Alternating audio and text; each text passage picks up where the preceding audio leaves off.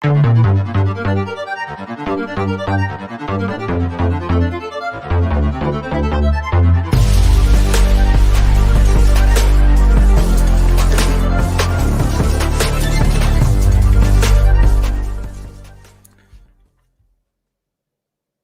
right. What a game. It's good to be back in the win column again. This was it wasn't the prettiest game offensively, but you have a backup quarterback. The defense played well. A lot of things to talk about. So yeah, so let's get going. If you have questions, get them in the chat with a big Q. And we'll get your comments going. And really, excuse me, glad to have y'all here with us today. First person, Silver Wolf commented last, but he was the first. And Silver Wolf, appreciate you 100%. Chadasan McGraw, good to have you here. There are a ton of salty Seahawks tears now. And it comes off the back of Colt McCoy's dub. Pretty great feeling. I have not been this excited before, 100%. And I'm glad you're here for the stream. We have Shadowheart MK, sure is. Yeah, Mike probably started his. It's sometimes hard to get our timing, but appreciate you being here. Cardinals are 9-2. Exciting. And how about them Suns, right? 12th straight. I got a chance to, I don't get all their games here living in Georgia, but I got a chance to watch some of the game against Dallas and this week. And I mean, they started off slow, but they picked up. I saw that they put up like 48 points in the first quarter. Crazy, but glad to see the Suns doing well. So, so it's an exciting week, exciting time to be a fan of Arizona sports, especially, basketball and NFL football. Appreciate you all being here. Colt McCoy and K2 got it done 100%. Marco Wilson played good today. He struggled this season a bit being a rookie, but he had a good game, though he did get a little bit lucky on that one, DK Metcalf bobbled that one catch that would have been a touchdown. But overall, I mean, they did well, right? Would you come down to Arizona if we were in the first seed and play some home games? I don't know. I mean, I have family in Arizona still, so at some point I'm going to be getting back there. I don't know if I'm going to be able to get out there be with my work schedule and things, but at some point I'll be out there. I imagine it's been too long since I've been back. But get your questions in here, comments. I'd love to hear what your thoughts were from the game. Love to hear who you thought, were the key players of the game. Who would you give the game balls to? What were the keys to the win? It's certainly nice to see the Cardinals winning again, right? Cliff for Coach of the Year. Yeah, I mean, it's funny. Going into the year, he was one of those coaches that people thought was on the hot seat, right? They thought. He was, in one of the top guys in terms of the people who were betting who would be the first coach fired. And here he is looking like he's got a good chance at that. And I think as much as anything, I mean, certainly the record certainly helps a lot. I mean, is a big factor in that. But these wins without Kyler, right, have really, and obviously they struggled last week, but, to go two of three, that I think has been impressive. So, that's been awesome. So I want to take a minute though to throw some shout outs out there. A couple things that I always do every live stream. I try to do this. First of all, I want to throw out a shout out to my my channel members who help support the channel, who help support what I'm doing and help, with it helps to offset some of the investments that I make in making the channel. So, every one of my live streams, I want to throw up the shout outs to my channel members. So thank you all. Really appreciate that. And if you want to be a channel member, there's information on the page. Obviously that's optional, but it's certainly appreciated.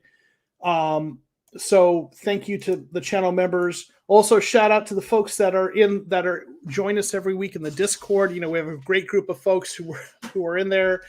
See some, Mark Jackson, Wolf Langus, Goat McCoy. It gives me Foles vibes. Hey, guy you can win with, right? If you need to, right? Some of the folks here that are in, in the Discord, I want to throw a shout out. There's a link in the description of the, for the Discord. It's a great place to kind of just get information. There are people post information all the time, news. And also during the games, there's a group of us that are just kind of chatting during the games. And that brings me to my Discord comments of the day. I always try to identify one or two Discord comments I think to me stand out as funny, usually, or interesting. One of them comes here from Bocage. When AJ Green had that big catch down the field, that 50-50 ball, this comment, look what happens when AJ turns around. But he made that big play. The other one, though, that I highlighted, y'all remember when there was that bad snap, that low snap from Rodney Hudson to Colt McCoy, and kind of killed a drive. So there was this exchange that came from that. Rare bad snap by Hudson. Hossicle coming. He's been snapping low all day, but not like that. And then Perp. Well, you got to think he's used to throwing it to 5'9" Kyler. So anyway, we have a good time in the Discord. Encourage you to come join us, even if it's just for the various information we post throughout the week. But want to say hi to the folks that are in here. I think I might have missed you, some of you. Fahad, thank you for being here. I always appreciate you being here. Vance Joseph, coach of the year. Vance Joseph's done a hell of a job. He's playing himself into consideration for head coaching jobs with what he's done. So, that's awesome, right? Alucard, thank you for being here. Never thought I would see 49ers doing better than Seattle. Yeah, I mean, and you'd think, with Russell Wilson back, you'd think they'd be, that Seattle would kind of overtake them. At least I thought they would. But San Francisco's playing better than they are. So, listen, let them all keep kind of, keeping that parity, and let them all end up with like 7 or 8 wins so we can take the division, right? Let's see. Mark Jackson rocking his TARDIS today. So anyone who's familiar with Doctor Who and Time Traveler, Mark Jackson always seems to be somewhere where they get those of us who are watching the game in various places. He always seems to be a good 15, 20 seconds ahead. So in the Discord, he's telling us, he's reporting from the future, the things that are happening. So he's in his TARDIS, which if you know Doctor Who, you'll get the reference. Simon, pass rush was the key to the win. Pass rush definitely helped. I think they had 4 sacks. Chandler got 2 of them. It's nice to see him back. I almost included that in my 5 takeaways in my reaction video, but I decided to just let it kind of all be under the one point about the defense. So that was helpful. Certainly the run defense still struggled, but they only gave up 13 points. So they did what they've done all season, which is really nice. Goal line audibles, thank you for being here. Appreciate you being here. This was the game script. I thought we needed to pull out a win. Yeah, 100%. And I if anyone who knows, follows my videos and my live streams and is in the Discord chat, I've been saying this over and over again, that the Cardinals, one of their biggest problems is they're finding themselves in so many 2nd and longs and 3rd and longs because they pass on first down attempts. And when it works, that's great. But when it doesn't, you end up in 2nd and longs. And we saw that a little bit this game. Colt McCoy had a couple of those.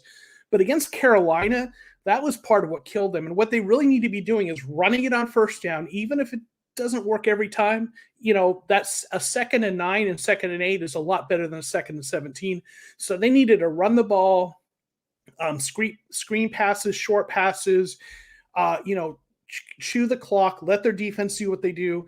Last week, they went away from that. They passed too much in early downs, had too many 3rd and longs, gave up the ball, put the defense in bad positions. They had the right game script. Absolutely. And I completely agree with you there. Sad that poor Prater performance lost us consecutive 30-point road games. Yeah, I know. It would have been, I think the math, there was 23, and he missed 2 field goals and an extra point. So I think it would have been 30 to 13, I think, if he made all those. So, and then, as I mentioned in the video, my reaction video with Zane Gonzalez playing as well as he has, that just kind of makes it a little more painful. But, it is what it is. Love me some Colt 45 McCoy, but he's got lucky on the – yeah, listen, he did get lucky on that was a bad throw. But, if he ended the game with 300 and something yards, like he had 2 touchdowns, he had 328 yards. If he ended up with 2 touchdowns, 1 interception, as long as they still won the game, we would have looked at this as like for a backup quarterback, that's a good game. But yeah, he did get lucky. That wasn't a good throw. But all things considered, that was the only really bad throw I think he had all game. I didn't see, I mean, maybe I'd have to look back, but I didn't see a lot of really any other turnover worthy plays. So that, so yeah. Good job by McCoy. And again, this is what you hope for from a backup, right? To be able to put you in a situation competitive, to win 2 out of 3 games with a backup is really good. Mark Jackson, I don't want to see VJ to leave, but he is due. Yeah, Vance Joseph's done a hell of a job. Would hate to see him go somewhere else, but you can't fault a guy for taking opportunities, and he's earning it, right? So 100%. Russ is definitely leaving. Maybe. I mean, I wonder, like, I feel like it's one of those situations,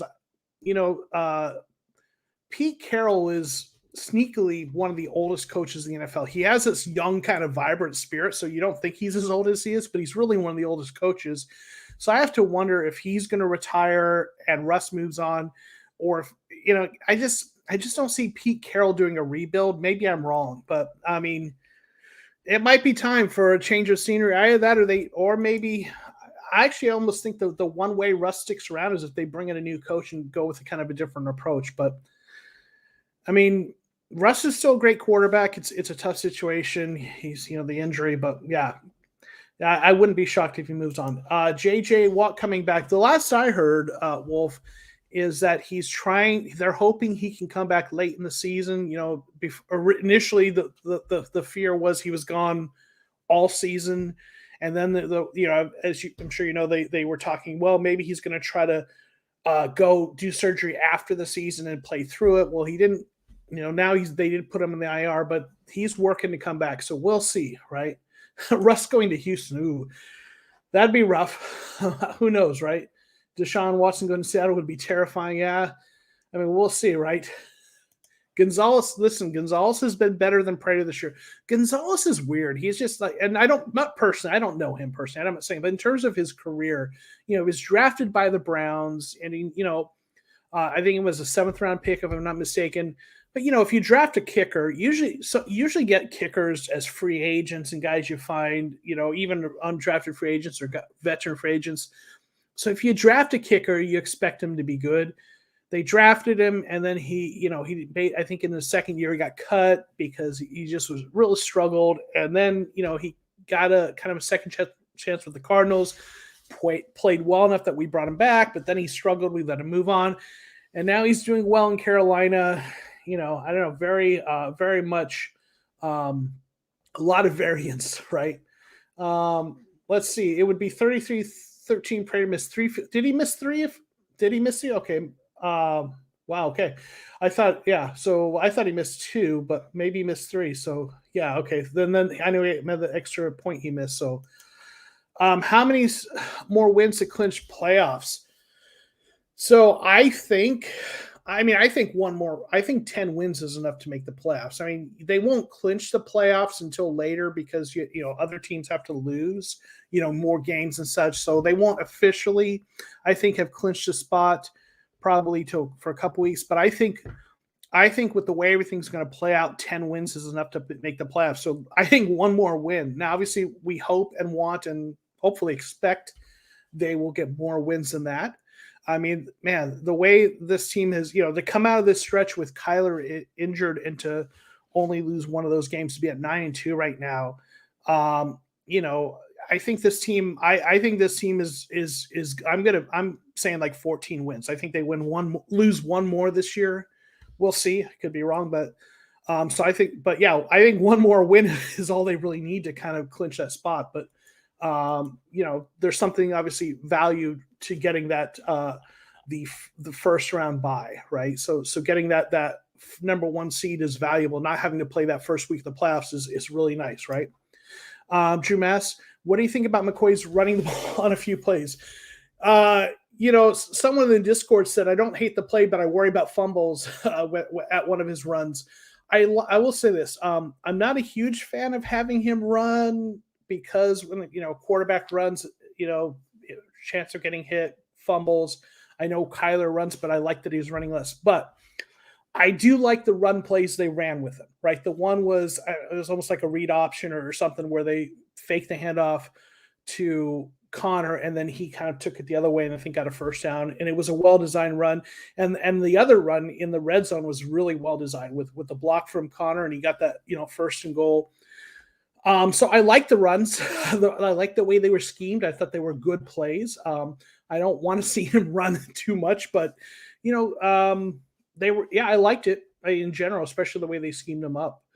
Long snapper may have had a hand in Predators game. Yeah, I mean that's in. I would be interested to know how much that came into play. Obviously, Aaron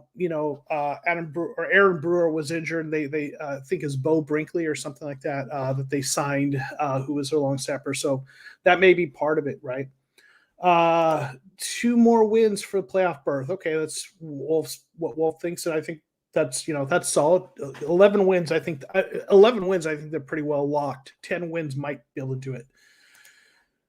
Cliff making the smart decision of sitting Kyle out. Again, definitely learned this lesson from last season.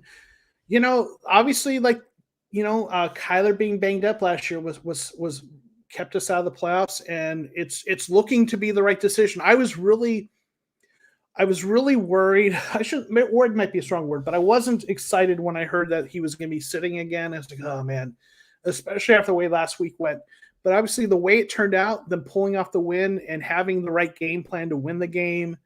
The payoff is really good. Like that Kyler gets now 4 weeks to get healthy, right? That's huge. So the fact that they were able to pull off that win, I mean, that's in retrospect, he made the right decision, right? The smart decision. So as a fan, it was a little tough, but obviously the win makes it a lot easier to swallow, right?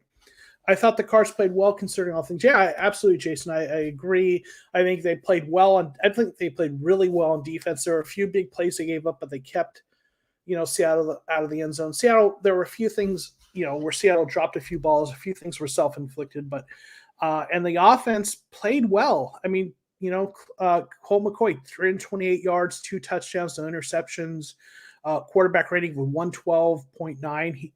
He played well, and it would have been more of a blowout if the kicks had made it, right. 100%. Big play say. Thanks for being here, man. Saw you in Authentic in the Beard stream early. Big play slay is an Eagles content creator. Appreciate you being here. If you're a person who follows the NFL altogether, if it's good, if someone follows, if you like to follow all teams, check out Big Play Site. He does the Eagles stuff. So yeah, it's good to see you too, man. I know it's been a minute. I think that loss last week, I did like probably a lot of Cardinals where I just, that was a really rough loss and I just kind of needed a break. So aside from doing my regular videos, I just kind of stayed away from football for most of the week. So it was a little bit of a coping with it, but yeah, thanks for being here, man. Yeah, Prater was definitely not as sharp this game, man. Yeah, it was really rough. Fortunately, it didn't cost us the game, but hopefully, whatever it is, they can get it sorted out, right? Lions game will definitely be a trap for us. I hope not. I think I've been calling this since early in the season, and that the Panthers game was the trap game in my mind. Ended up looking like that. Hopefully not. We'll see though, right? Anything can happen, right? MVP this year has been James. Man, listen, he has been such a huge addition for this Cardinals team. Just what he does, and like his stat line today's game wasn't like super impressive. Like, it was okay. 21 runs for 62 yards and only 3 yards per carry. That part isn't great. But he, they throw him in a lot of short yardage situations, but he got that touchdown. He had, nice game catching the ball, 5 receptions, 37 yards. But he's been huge. He's been tough runs for us when we need it, making big plays. I love the James Conner signing. I love what he has brought to the team. So 100%. I mean, he's arguably been one of the most consistent players on the offensive side of the ball. So really love having him here. Has the ball always moved that much when Prater kicks? It seems like the ball knuckles more with him than other kickers. That's a good question, Sly. I don't know. I haven't watched him, enough to know that. That's a good question. A Lions fan could probably probably tell you about that. It does seem though like it's moving a lot, and yeah, those kicks were concerning. But yeah, 100%. What are you gonna do, right? What are you planning to do during the bye next week if you don't have a plan? Live to see a fantasy football. Oh, that's interesting. So during the bye, what I'm tentatively planning, and maybe it might be need to do a fantasy football live stream, but what I'm tentatively planning is to do sort of a mid-season kind of a midterm grades sort of speak. I work as a professor teaching, so maybe like a midterm grades kind of a thing. Now that we're at the bye week, kind of a hand out grades for different parts of the team, and just kind of a state of the almost like a state of the union, but a state of the team kind of thing. Where are they at here at the bye week? So I don't want to. I with the holiday coming up, some of that's going to be limited, but I'm thinking maybe this week of doing something like that, and maybe even doing a live stream attached to that. We'll see. Next weekend, I'm probably not doing anything because of holiday stuff. So anything I'm going to do this bye week is going to be during this week. Maybe something during the week, like the next weekend, I won't be doing anything. But hopefully maybe something this week, maybe something next week. We'll see. But obviously I'll post that. But it might be fun to do something fantasy, fantasy football wise as well. Has there been the biggest play of the year for you so far? If so, what? Let's see. That's a good question. I mean, I think Rondale Moore's had a couple of big catches. That the one really long touchdown, the really great catch at the sidelines, and it's that the 60 whatever yard field goal from Prater's been pretty impressive. I think Kyler's had a couple really great. It's hard to pick one, but right now, if I had to pick one, it's maybe that really long touchdown from Rondale Moore, because Kyler had to escape and get open. But maybe that'll be something to look at end of the year. Kind of might do a video or wrap up of the top plays, thinking ahead, right? I'm worried about that Colts game. It's a home game. They're playing really well right now. I'm concerned, especially since you'll be there. Well, I hope you enjoy that. Awesome, Chattison. Yeah, I mean, Colts were a team I kind of earlier in the season figured the Cardinals would beat, because I didn't trust that their quarterback situation would be stable, whether it be because of injury or, play or whatever. But we'll see. I mean, a lot of things can happen between now and then, but that could be a trap game for us, right? A team that. So, but at that point, hopefully this team has got playoffs wrapped up, and it's not a big deal if they lose a game here or there. But yeah, that's a game that could be worried, right?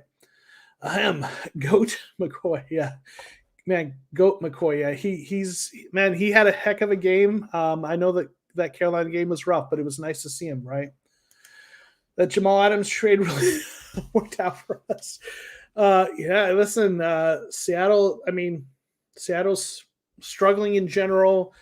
I think you gave up too much for a safety who is good, but I don't think he's worth what they gave up for him. But what are you going to do, right? Predictions for Rams versus Packers. That's a good one. I mean, the Rams have struggled lately. That's a really good question. Let me see where that game is being played. The Rams are at Green Bay. I'm going to say, I mean, but the Packers really struggled. They lost today, I believe, right? Yeah, to Vikings, who actually I think are a better team than the record suggests. Oh, I'm gonna say the Rams win. I think they've struggled, but I think it's a game they get a little bit back on track. But that's a tough one, right? JP, I think the game versus the Bears after the bye will show the maturity of the team. Okay. I mean, that's a team, that's a game that you would expect the Cardinals to come out and win that one.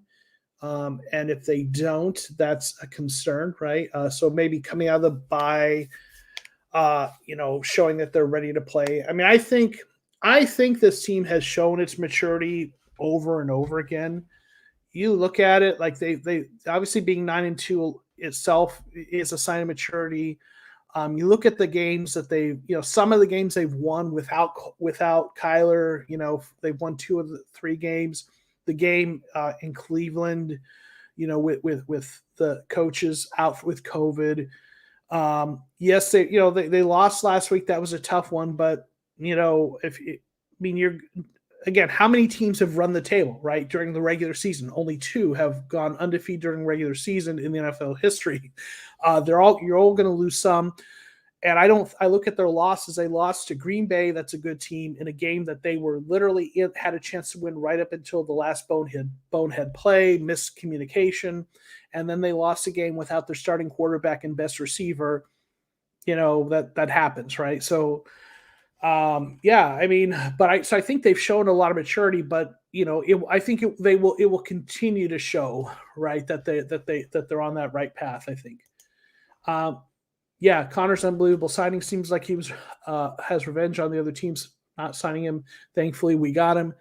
Now that we have the bye, we can really rest up Kyler and Diop. Go Cards, 100%. Yeah, I mean, and running backs, my philosophy, I've said this over and over again, is I don't think you pay big money for running backs. So I understand why a running back, who has an injury history, had trouble getting, a lot of offers, but he's clearly a good running back. He was really good.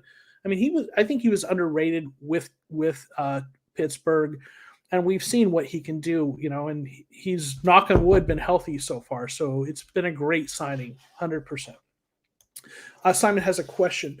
Who do you think has been most impactful at signing free agency? Connor, McCoy, Watt?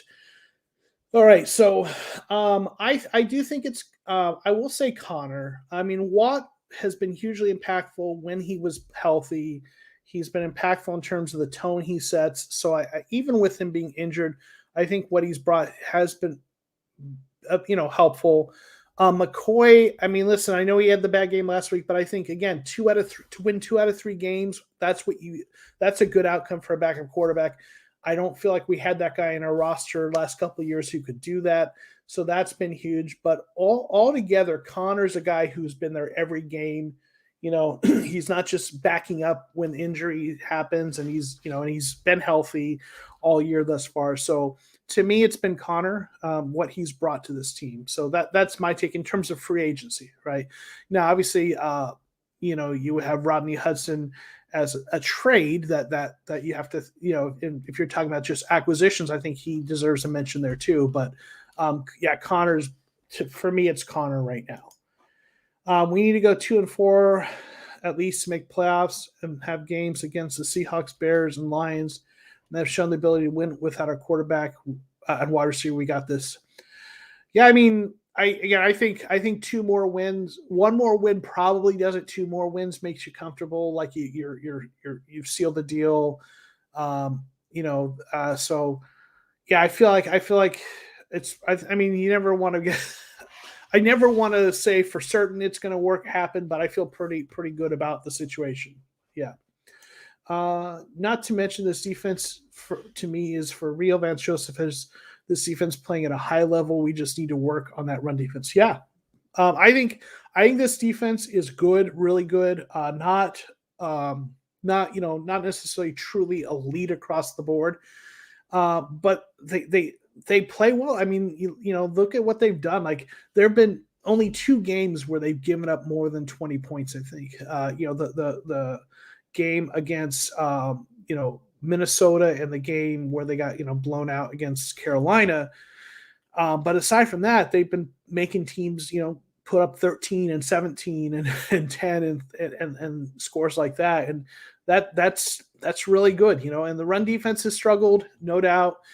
And what we saw in Carolina is what happens when the Cardinals are behind and teams can run, that's tough. But when the Cardinals get ahead, then that run defense kind of gets masked, right? The problems with the run defense, like you saw, and if you haven't seen already, I did a deep dive video a couple weeks back about the run defense, and I talked about this. That up until I did the video after the Packers game, and up until that week, the team that actually had the best yards per carry average, like the most yards per carry, was actually the Rams. They averaged like 6.2 or something like that yards per carry. But it didn't matter because they had to abandon the run in the second half because they fell behind, right? So they actually ran the ball more effectively than anyone up until, Carolina, had a really good game, but up through the Packers game in terms of yards per carry. But the Cardinals, again, they were able to get ahead and they had to abandon it. But the run defense is a concern if the Cardinals aren't ahead. That's really the deal. If the Cardinals can get ahead, but most teams are going to have a flaw. So it's not, there aren't many teams out there that can do everything well across the board. And if you got to pick a weakness, there are worse ones you could have, I think. But it is a concern though.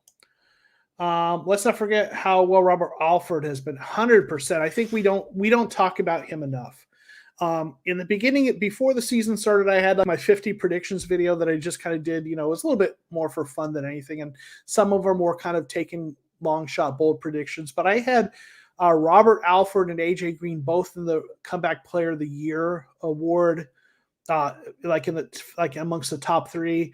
AJ Green has actually had a decent season. Last couple weeks were rough. This game was good, but Robert Alford has actually been our best cornerback in terms of his PFF grade all year. He's been consistent, quietly been a really, really good player.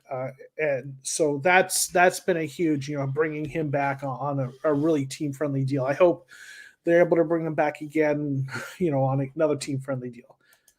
Keim has done a tremendous job bringing all these players in. Got to give credit to him. Cliff has matured well in his play calling and game management. Kudos to them. 100%. I know coming this year there was a lot of criticism of Cliff and Keim, and I get it. And listen, Keim, up until last year, really he struggled with the draft. I've seen some of the analysis that looks at how many of his draft picks are still with the team and things like that, and played well. And he has struggled in the draft. Early in his time as GM, he actually drafted reasonably well. Got guys like Tyrann Mathieu and John Brown and David Johnson and guys like that in kind of later spots. But then some of those guys started moving on and they didn't re-sign them or got injured. And then they started having some really bad years where they just weren't, they were drafting guys that didn't work out, or they played him the wrong position and they left. And he really struggled, but it does feel like the last couple of years have really kind of gotten better. So, and then Cliff, we see what he's doing, right? So 100%, it's been really good. So I want to take a real quick moment one more time. I did this earlier, but I want to throw a shout out to my channel members as a channel members. The folks who help support the channel, and that's using that as a segue to introduce that we have a channel member who is going to join us. So channel members have access to the phone lines. I sent out a link to that on the community tab. So if you're a channel member, you can check that out. And we have, reporting from his TARDIS, Mark Jackson. What is up, Mark? How are you, my friend? I am doing very well. I didn't get to see the first half of the game, so family emergency, you got to go take care of your kids. So yeah. So what are your thoughts from the game? Major takeaways, how you feeling? Anything that stands out to you? The major thing that I saw was that, Colt actually managed the game pretty well. I mean, he had some mistakes and, there were some breakdowns with some other stuff, but all in all, the offense wasn't bad. It wasn't the best, but it wasn't bad. Mm-hmm. Let me get some light on. Yeah. There you go. Yeah. I mean, and if that's what you can say with a backup quarterback, that it was decent but not the worst. I mean, that's what you hope for, is enough to win, right? Exactly. And I think we did, just that, which of course we did. So, but yeah, it was all right. Well, and if those missed kicks hadn't happened, I think we might be saying something a little bit different, though, right? Because it would have been a 30-something, 30. Let's see. Matt Prater missed. He was 1 of 3 on field goals. He missed 2, and he missed an extra point. So that's that's so that 7 points. 30. Yeah, that would have been 30 points. So yeah, but it's So so what do you think? How do you feel about the rest of the season? And I know you beginning of the season you were critical as anyone, but you also you own it, like, hey, they convinced you. So how do you feel? Honestly, I think the defense has come around. I mean, we had some hiccups. Last week was a hiccup. The offense had some hiccups. Last week was the hiccup. So, every good team is going to have a bad game. So, I mean, it's gone that way through every team that's actually out there that's actually halfway decent. So, you know what? Honestly, I think what we really need to do is just, sit back and make sure everything's good, make sure everybody gets healthy through this bye, and then I'll see them in Chicago. Yeah, you're going to go to that game. So I had to wear it to see. I'm getting ready for it. Nice. Yeah, you'll need that hat in Chicago. Oh, yes, I will. Are you going to get some good Chicago pizza while you're there? Well, I'm a New York pizza fan. Oh, are you? Oh, okay. Oh, I'm sorry, guys. That's all right. I mean, I like getting good pizza, but I got to admit the Chicago dish, like, the Giordano's and those kinds of places. Last time I went out there, I got a buddy of mine that's out there. So 7 years ago, I went out there and saw him. We haven't seen each other in that long. So we went to Giordano's, and it was good. Don't get me wrong, but I got to fold my pizza, man. I got to fold it. I don't hate that. So, well, Mark, I always appreciate you being here and your support for the channel. Is there anything else you wanted to say to the folks? No, that's it, man. I just wanted to say thank you guys for being here and everything else, and thank you, Joseph, for doing this. It's been a blast. Awesome. Appreciate you, Mark. Thank you so much. All right. So Mark, one of our channel members, really great support of the channel. Appreciate that. So want to make sure I get the comments. I might have missed a few. So let me get back into where I picked up. I know there were a couple questions. So so then we left off there. Keim, we talked about Keim. Okay, so then we have a question here from Alexis. Thank you for being here, Alexis. Appreciate you. Do you think Kyler will be back after the bye week? Because I'm sad when he's not playing. I'm sad too when he's not playing, but I do think he'll be back. It sounded like it was a game time decision for this game, that there was a chance he would play. And honestly, I think in a situation where like playoffs were on the line, he might have played. I mean, we saw the video of him in practice and he was moving around pretty good. So I think they decided to sit him because honestly, I think the fact that they looked at they already were 1-1, and they looked at the Rams lost, and team. I think they really kind of said they were just kind of watching that and decide, okay, we've still got a nice lead. Some teams are losing that we're competing with for the 1 seed. And with that bye coming up, they decided to, sit him 1 more week. So I think he'll be back. I'd be surprised if he wasn't. So none of us have to be sad about him missing, right? So yeah, I think so. Is it safe to say Kingsbury's getting a contract extension or no? Maybe. I mean, I think he'll probably get. In my predictions, I predicted that Keim would get an extension because I believe he's on the last year of his deal, but Cliff's still got a couple years. I think especially I think he'll be getting an extension, especially I think it'll happen after the season. I could be wrong. Watch, they announce next week or something, but I think he's earned it. This team's gotten better every year. He's taken a step forward. This team has, exceeded expectations. He's answered all those questions. So I think so. I think he's earned it, and but I think it'll be after the season. We'll see though. Do you feel like this year's a Super Bowl or bust kind of year? Well, so it depends what one means by Super Bowl or bust. I'm going to say no because to me, and maybe you interpret this different. To me, a Super Bowl or bust is if you don't make the Super Bowl, we're tearing it all down, and we gotta rebuild or whatever. Or the it's like a situation with a veteran quarterback on a big contract and a bunch of high price free agents, and you really can't run it back. I don't think it's a Super Bowl or bust because you've got a young coach, young quarterback. You got some good core players. Yes, there's some veterans that may not be here, next year.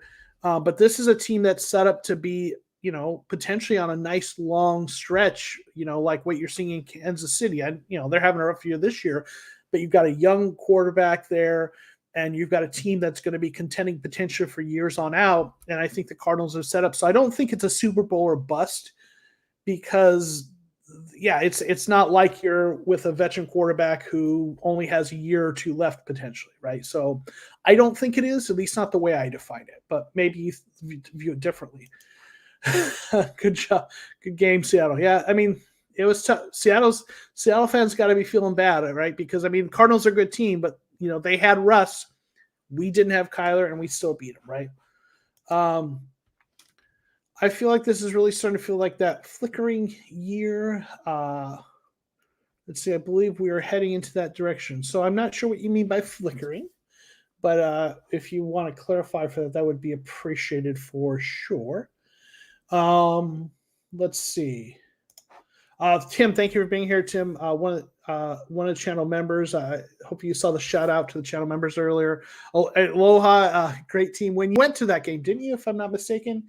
You said you were going to go to that game in Seattle, or was it a different? Or were you or maybe you were at the Carolina game? That's right. that one was rough. I think it was Calvin who was going to the Seattle game. But appreciate you being here and appreciate your support of the channel, Tim. But yeah, it was a great team win. Really, across the board, offense, defense. Maybe not special teams so much. Matt Prater had a rough game, right? And yes, the disrespect to him, good sir. It's Goat McCoy now, right? Sal, the old card anxiety, longtime fans who I'm with you, man. Like I mentioned this in the Discord. That when you may have seen when like the play where Russell Wilson had the pitch. He pitched the ball and it was missed by the receiver, and he went back to pick it up, and it ended up being tackled for a big loss. There was part of me that expected Wilson to pick it up, run, and throw it 40 yards for a first down because that's the kind of stuff he used to do, right? But glad to see that they pulled off the win, right? But I get you that anxiety, the cardiac cards. I've been a fan since they pretty much came to Arizona, so I'm with you there. You agree, New York pizza, not a deep dish fan. Okay, fair enough. Listen, Chicago pizza overrated. All this hate. Okay, I like the Chicago pizza, but I like good pizza. New York pizza is good too. Although I haven't had it from New York, but I do like that style pizza. Thanks for being here, Mark. Thanks for the stream. Hey, Tapatio, man, appreciate you being here, a supporter. You've been one of the earliest subscribers and supporters of this channel. Tapatio, man, has been here since pretty much near the beginning, so appreciate that.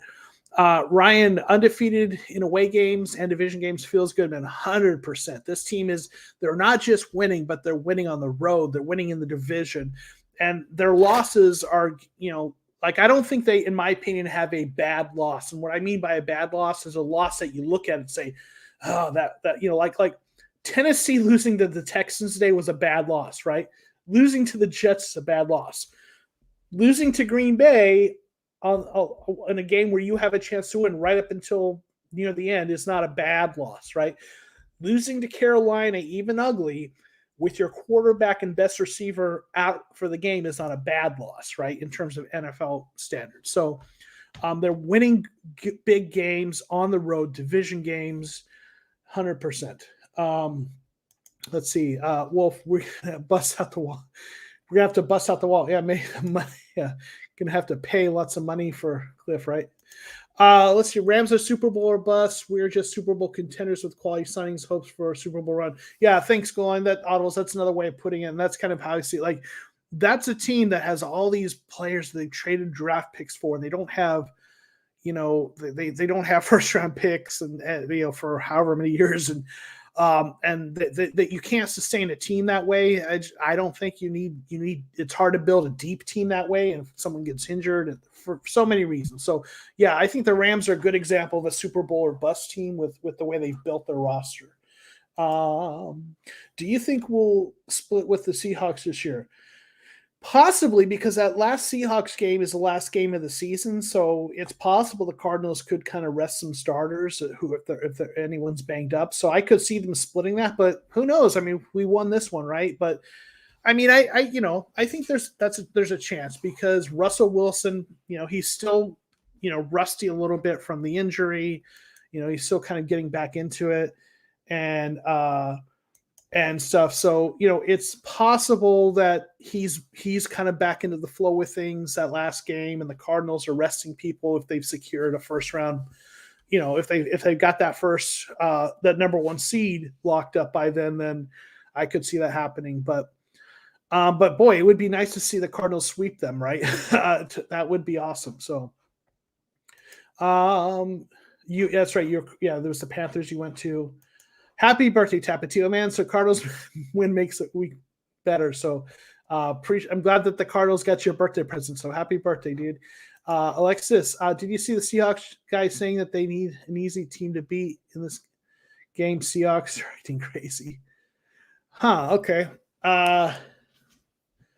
Well, fans are going to fan sometimes, right? It's short for fanatics, right? So I didn't see that. So I'd be interested in seeing that. Maybe if you're in the Discord, maybe post a link to the Discord. I'll check it out. Or if you're not in the Discord, this is a chance. Hey, check out the Discord link below. It's a great place to connect. We post, news information, links and stuff. So, but yeah, if you're part of the Discord, post that there. If you're not, love to have you join and maybe post a link. I'll check that out. But I didn't see that. No. What's the name of the song for your intro today's video? I don't know that it's actually one of the free songs that pieces of music that YouTube has available. I saw you posted that question in the Discord. I will have to look that up and check. I've got it saved somewhere in a file folder, so I'll find out and I'll respond to your comment, Chaser Alec.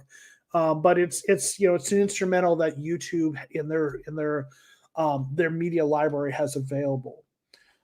So I'll check that out. I'll respond to that. Connor played hard. Yeah, listen, Connor, thanks, Robert, for being here. Appreciate you, Robert. Yeah, Connor just did like he's been doing, right?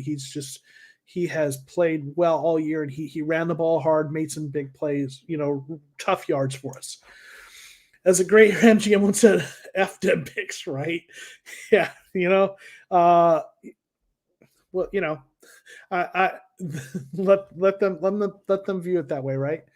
Goat McCoy versus Hawks again. Yeah, okay. I mean, maybe at the end of the year if they're resting players, you could see that, right? For sure. Who do you think is our next hardest opponent? I mean, I think it's the Rams. Let me look at I feel like the Cowboys and the Rams were the games I looked at. Let's see. We've got coming up, we'll have the Bears, the Rams again. The Colts we talked about earlier could be a tough one. I mean, to me, it is the Rams. I think they're the best team on our schedule, but some people think the Cowboys are better than them, so it could be them. It's hard. It's hard to sweep a division opponent. And the Rams are a good team. So I'm probably going with the Rams, but the Cowboys are another one that's really close. So, in my opinion, the Rams have two good receivers that always used to bring the number one with our team. One of the hand knows their role and plays so well because they know what they do. Okay. Our next hardest opponent is the refs or ourselves. With the way this team is playing, I mean, it feels like, I'll take the high road on the refs one because I personally, I'm a believer that the refs, refs make bad calls sometimes, but in the big picture, in the long run, I believe that in the long run, you get about as many calls for you as you get against you. I think it evens itself out. I know in the moment when a call goes against you, it's easy to be really frustrated. And I'm not a person. I typically don't say, "Oh, the refs cost us this game," because there's probably games that the refs helped us to win in that same thinking. But beating ourselves, right? That's probably a good. That's our biggest opponent, right? JP, I'm scared about the Colts. Jonathan Taylor had 5 TDs. Cowboys is away. Kyler's undefeated in that stadium. I thought, yeah, I think he is. It's in Texas in general, right? So, the Colts are a wild card. I think that's what I would call them, and not a playoff wild card, but they're a wild card in terms of what we're going to get out of them, because they're a team that can win. They're like a high variance team, right? That's kind of one ways to look at it. They're a team that is going to look ugly sometimes, but they're going to win sometimes, in good games. They beat the Bills 41-15, but this week. So that the Bills have been struggling, but so I don't know. But then they got blown out by Seattle 28-16. So yeah, those kinds of high variance teams are a little scary sometimes, right? So you read ahead, so you read ahead. Smart man, respect. Okay, I guess maybe I'm not sure who was reading ahead, but thank you. I think.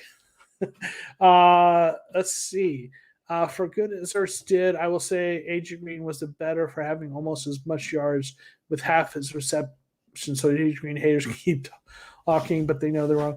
AJ Green had a good game, and that one ball he caught deep where he kind of adjusted and kind of 50-50. That's that was a big catch. So the Ertz's touchdown receptions were not deep. They were in the red zone, but that's what you expect from a tight end. So you expect a receiver to get more yards and the tight end to be a little more of a red zone threat. So they both did their role, but they both had good games. But yeah, I mean, the AJ Green hate, I get why everyone's really frustrated about the one play where he in Green Bay, but he's been good for the team overall. He's made some good plays. Colts score a lot of points. Yeah, they do. Yeah. Yeah, if Wentz is Wentz from last year, we can get that win, right? And run the ball. Yeah, they can run the ball too, and that's a weakness for us. But again, if our team can get a lead, right, that really helps out, right? You do really great work here, Joseph. Talking all things cards, have an avenue on here has been great. Please keep. Thank you, Jason. I appreciate that. I appreciate. I in the videos and the comments in the chat, you all have been so kind and giving the positive feedback, and I certainly appreciate that. I put a lot of time into it. I love what I do. But it's also a joy to get to talk Cardinals, and it means a lot to know that folks enjoy the content, enjoy being able to be part of the community, and in the Discord and things and the chat. So it always means a lot to me to hear that. So thank you. I appreciate that. Predictions versus the Bears. I guess it's weird because there's part of me that never wants to get too overconfident, and you look at games, and the Bears game is one you could call a trap game. Any game that you're not supposed to win is potentially a trap game. But I think that's a game the Cardinals should win, and I think Kyler will be back. I think Hopkins will be back, hopefully, and I think that's a game the Cardinals should be another one of those 33-17 kind of games. So that's kind of what I'm expecting, hopefully. Night watching the replay for second half. All right, thanks for being here, JP. Appreciate you. I appreciate you being here. Appreciate all that you do to be part of the community. Is there anyone who actually hates AJ Green? He's always been great, and it was one single play in a game we should have played much better. And yeah, I mean, there are folks who were.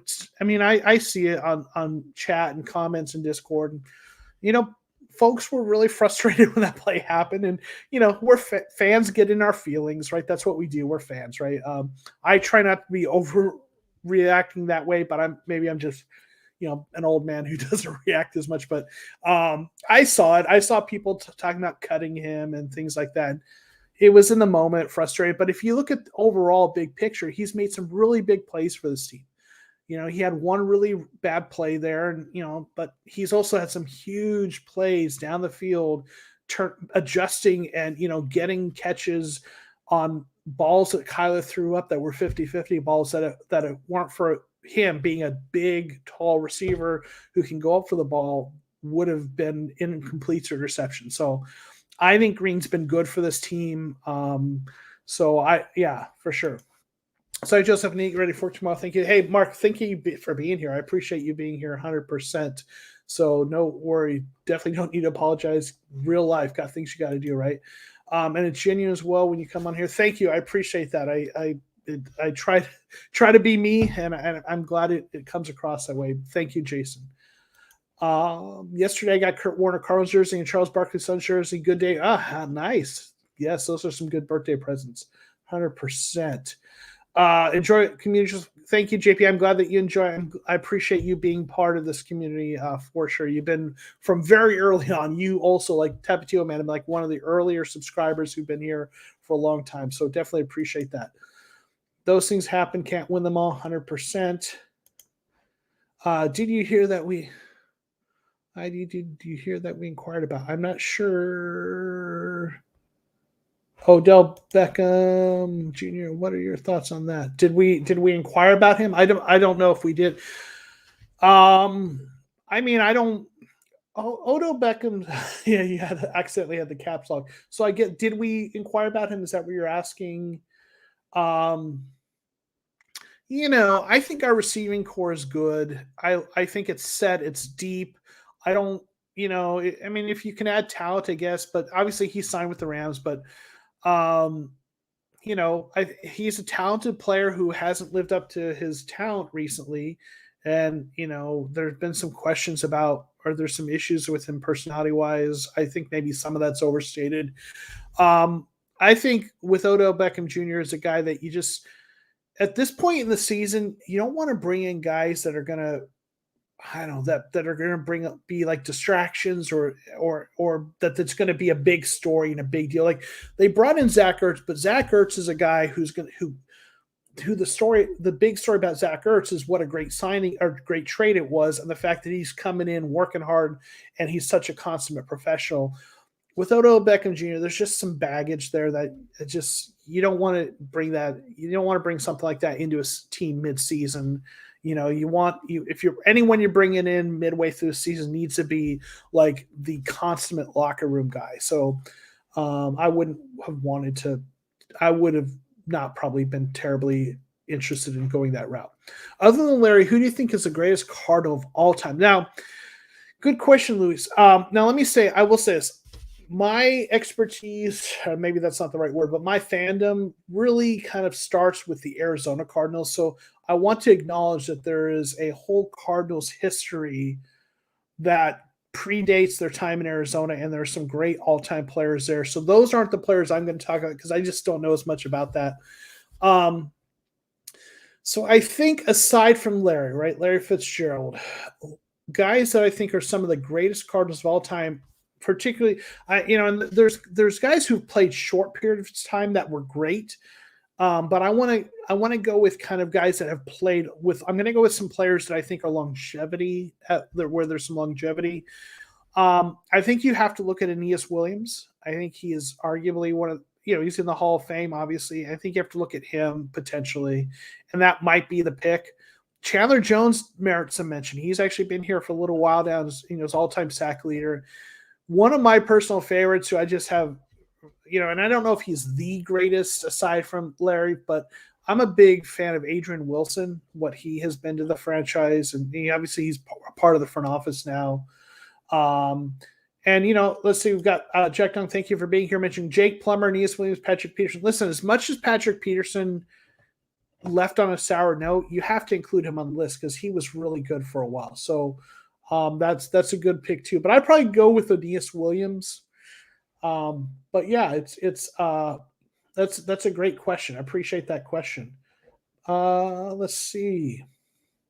Larry Wilson, that's one of those old time players that like it kind of that one of those players from a long time ago, right?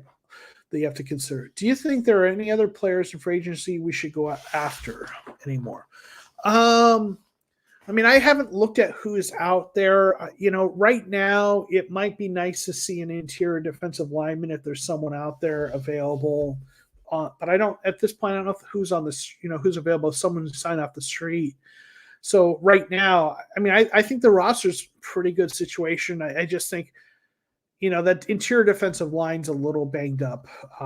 But I think this roster is good, deep, and solid. So I wouldn't, I don't know that there's a difference maker out there. Maybe I'm wrong, right? Let's see.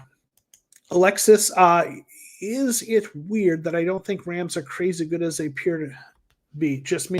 I don't think it's weird. I think coming this year, a lot of people thought the Rams were the best team in the division and maybe in the NFC, or at least maybe the second best team. A lot of people, I think, had, the Buccaneers. And they started out really well, and then they've lost 2 in a row, right? And, and they got blown out by the Niners and Titans. So, yeah, I mean, they're not looking as good lately. So I don't think that's crazy. We'll see what happens from here. They're playing the Packers coming up on the, next week. So we'll see, right? Let's see. Sorry, my typing's off in the game right now. No worries. Let's get to Victory Monday. Rest these players and get ready to roll against the Bears. This is the perfect time for the bye to me as well. Yeah, 100%. Right. This is the bye. Really great time right now. For the bye to get guys healthy for that stretch run, right? 100%. Yeah, when did Prater turn to Scott Norwood? I don't know, but I want him to turn back into Matt Prater, right? Beto, thanks for being here, Niner Beto. If you're a person that likes to check out other channels for other teams, he's a good dude who does 49ers content. I've been on his live streams a few times with him. Really good guy. So check him out. Thank you for being here, Beto. Appreciate you. Being here. And let's see. Larry, oh man, how can I forget Larry Centers, Tim? That's a great call. He's also another all-time great. So that is a great one that I forgot about, right? Really good player. Chances we outperform 2015 team. I think really good. I mean, that 2015 team, was good, but I think this team's better. I think it. I really do. I think this is. I think this might. I don't want to jinx it or whatever, but I think this is the best Cardinal team I've ever watched overall. Their defense is really good. Yes, I know we had a Super Bowl team that made it to the Super Bowl, but that team was good, but it wasn't, I don't think, a dominant team. I think the 2015 team was probably more dominant during the regular season. I think, obviously there was some injury stuff that derailed them in the playoffs. But I feel like this might be the best Cardinals team I've ever seen. So especially if they keep winning, and I mean, if they end up with 14 wins, 15 wins, like I think they can, so I think it will outperform that team. Obviously, we'll see what happens in the playoffs, but I think so. Yep, Adrian Wilson, yeah, 100%. Adrian Wilson, such a great player, right? Let's see. Let's see. Got a comment here. Rams remind me of 2004 Lakers. Good pieces, never gelled together. Yeah, I mean, that's maybe, it's. I mean, I will say, though, they've had a rough stretch lately, but they have been good. And Stafford has been good overall. If you look at his overall stats, they're still good. But he's thrown some picks lately. So, but yeah, obviously we're hoping that it falls apart for the Cardinals, or for the Rams fall apart and the Cardinals run it, right? Anquan Bolden, such a great player too. That's a good pick too. I mean, he's such, he was really great player for the Cardinals, right? Thanks for being here, Greasy Bird Gang, 100%. We've gone just over an hour. If there's any questions or comments you have, I want to give you a chance to get your questions in there.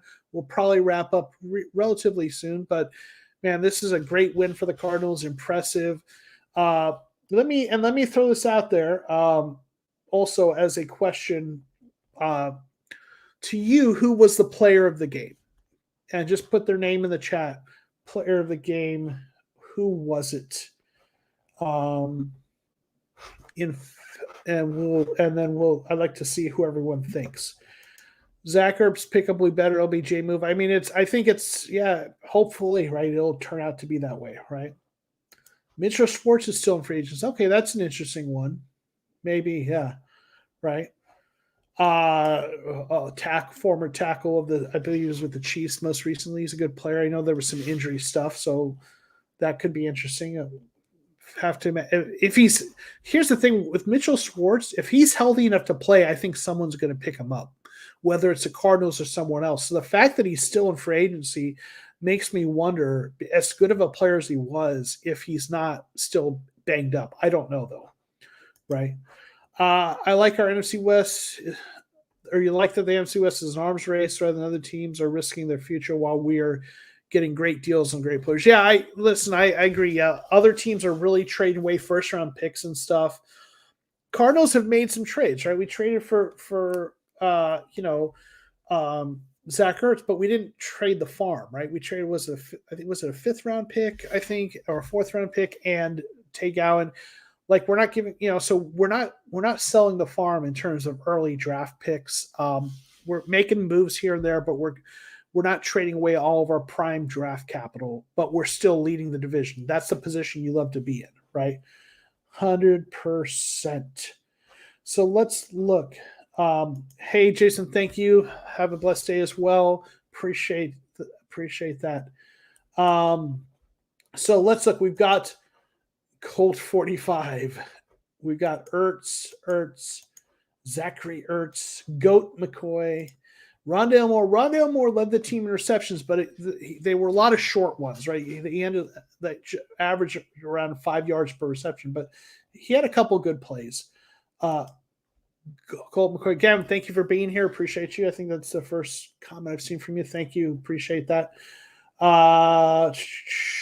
Let's see. Rondale Moore starts on the right track with the first drive with multiple first downs. Yeah, I think he had some nice plays early on. I think later on, there were a lot of plays that weren't going anywhere, but he had a couple plays that were nice. So yeah, there's some great catches by AJ Green. Yeah, looked something else. Yeah, looks like the old. I mean, he did. He looked like a little bit like the AJ Green of old. And again, I think he's been a great pickup, right? So I'm seeing a lot of Goat McCoy and Zach Ertz. Those are kind of the top two. So I think those are probably a couple of the best picks as well. Mario, thank you for being here. If Rams lose their upcoming games, can you see 49ers sneak into the second place in the division? I do not think the 49ers will overtake the Rams. I mean, it's possible mathematically. The Rams are 7-3. The Niners are 5-5. Yes, the Niners beat the Rams, but the Niners, aside from the Rams, they've had a lot of wins. I mean, they beat Jacksonville, right? They most of their wins have not been great wins. I still think the Rams are a better team. I mean, it could happen, but I don't think so. That's my take at least, right? The only thing that concerns me up the cards is Kyle's health due to small session. I mean, that's a concern. Plus, and then the run defense, yeah. And listen, these are the first 3 games. These 3 games are the first games Kyler has missed in his pro career. I know we had the game last year where Strevler started the game, but Kyler was active for that game and came in. But Kyler, for as much as people talk about the health concerns and for his size, has managed to avoid serious injury. I mean, the ankle is banged up a little bit, missing some games. I get that, but like in his first 3 years, these are the first games he's missed. That's, most quarterbacks miss a couple games here and there. So, knock on wood, he seems to be good at avoiding getting hit hard. they rolled up on his ankle, and that, listen, getting your ankle rolled up isn't about being big or small. You know what I'm saying? That, like, big guys get their ankles rolled up and get injured. So the kinds of injuries you'd be worried about with a small guy is the kinds from getting hit hard. And, his shoulder got banged up last year from that a little bit, but most quarterbacks experience it. So knock on wood, he kind of, he's been reasonably durable. Would you say Isaiah Simmons had broke out? I kind of keep thinking he would be our Patrick Willis. That's a good question. Isaiah Simmons has been really good, I think, in some games. He's had a few games where he was maybe struggled a little bit. I think broken out might be a little too. I wouldn't go that far. He's had some really big moments and some good games, but he's been a little bit quieter in recent games. I think he's taken a step forward. I know those are cliches, so it's like, which cliche fits better? But I think the cliche that better describes Isaiah Simmons, what we've seen from him this year, I think taking a step forward is a better fit than a breakout, because I don't think it's been like this huge breakout season, but he's become a solid starting inside linebacker who's made some plays. So, but I think I like the future with him and Zaven Collins. And Zaven Collins hasn't been on the field enough, but when he has been, he's played well. He's graded really well per PFF. So I think next year we'll see a lot more Zaven Collins, and I do like the future of those inside linebackers. So for sure, 49ers have a much easier schedule. That's fair. I just don't think they're as good of a team, but who knows, right? We'll see. Oh, free Russell Wilson, let him go somewhere else. Russell, I mean, that's interesting. I think, obviously it's easier said than done, but I think Washington would be a great place fit for him. I could see him there. Denver is a team that's kind of needs a quarterback. Who knows? But yeah, who knows, right? Matthew Stafford's turning to Sam Darnold. It might get bad. We'll see. He's had a couple really bad games. Thank you for being here also, Keenan. Appreciate that. He's had a couple rough games, but, we'll see. This week is going to be key for him, right? But obviously, as a Cardinals fan, we hope that he continues to struggle, right? Hopefully, I don't jinx it, but watch when K1 is back. Going to be special. I hope so. I think so. I mean, if he gets back healthy, this could become, a juggernaut of a team, right? Yeah, thank you for being here, Charles Longoria. Should have been 30-13, but we talked about that a little bit earlier. Those missed Prater kicks killed us, and if it weren't for that, it would have been 30-13. And even if you say, like, okay, kickers will miss a kick once in a while, so maybe you say, okay, if he missed one of those kicks, but not both of them, not the extra point, should have been 27. But yeah, but that was tough, right? Do you think Kyler or Hop will be rusty when they come back? So Hopkins, no. I think Hopkins, when he's healthy, I think for a receiver, that's you get back in and somewhat a veteran like Hopkins, I don't think he'll be rusty.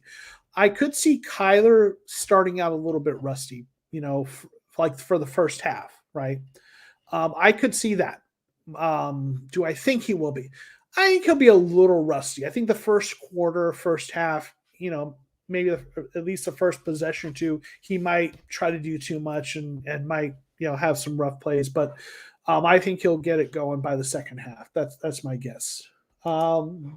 Marcus Golden is having a monster season. 30 tackles, 11 assists, 10 sacks. Yeah, I love Golden. That's I've got a Marcus Golden jersey. The guy loves being a Cardinal. Anyone who's been on here long enough on our streams knows that.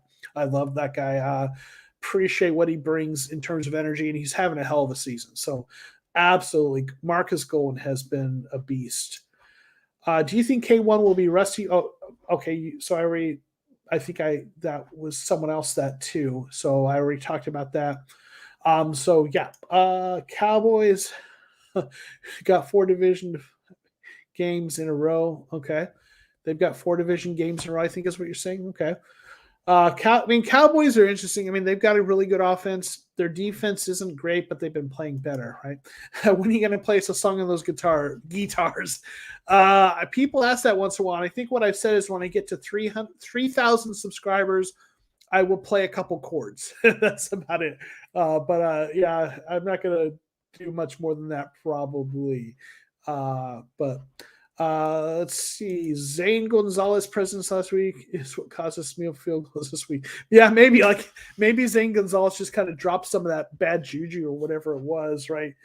He just kind of dumped some of that on Prater. I don't know. If you could add any player in the league to the Cardinals, who would it be and why? That's a question. Like if you could add any player, not have to worry about contracts and things like that. To me, it is probably Aaron Donald. He is the best at his position. I know he hasn't had the kind of year he typically has, but to add a guy like that on the interior defensive line that's disruptive, I mean that's it.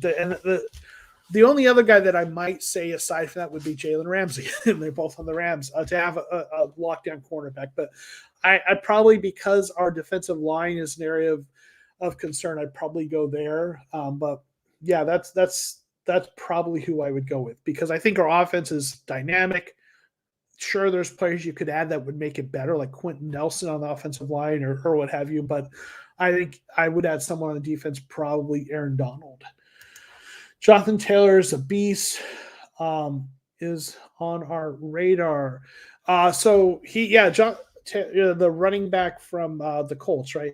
He's on my fantasy team, so I know he had a really great game today. That's a concern, right?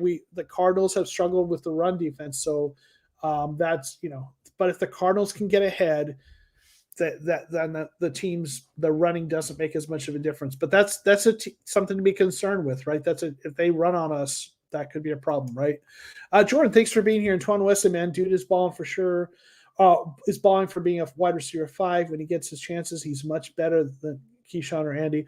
Yeah, I really liked what he did. I mentioned, my reaction video that, the tall receivers, had a really good game, including him. For me, it was nice to. I hadn't really seen him be heavily involved in the game plan before, so it's nice to see what he could do when he got some targets. That one target, like the one they threw to him, and he kind of had a nice little juke and ran a little bit. So it was nice seeing what he can do, right? So for sure. Kyler will 100% throw a pick coming back from the halftime. Could be, yeah. Or I could, Kyler's had a few rough picks, but he also had a stretch of like 4 games, I think, where he didn't throw one. But I think coming back rusty, I could see him throwing a pick. There can't be as much because of training. Here's hoping.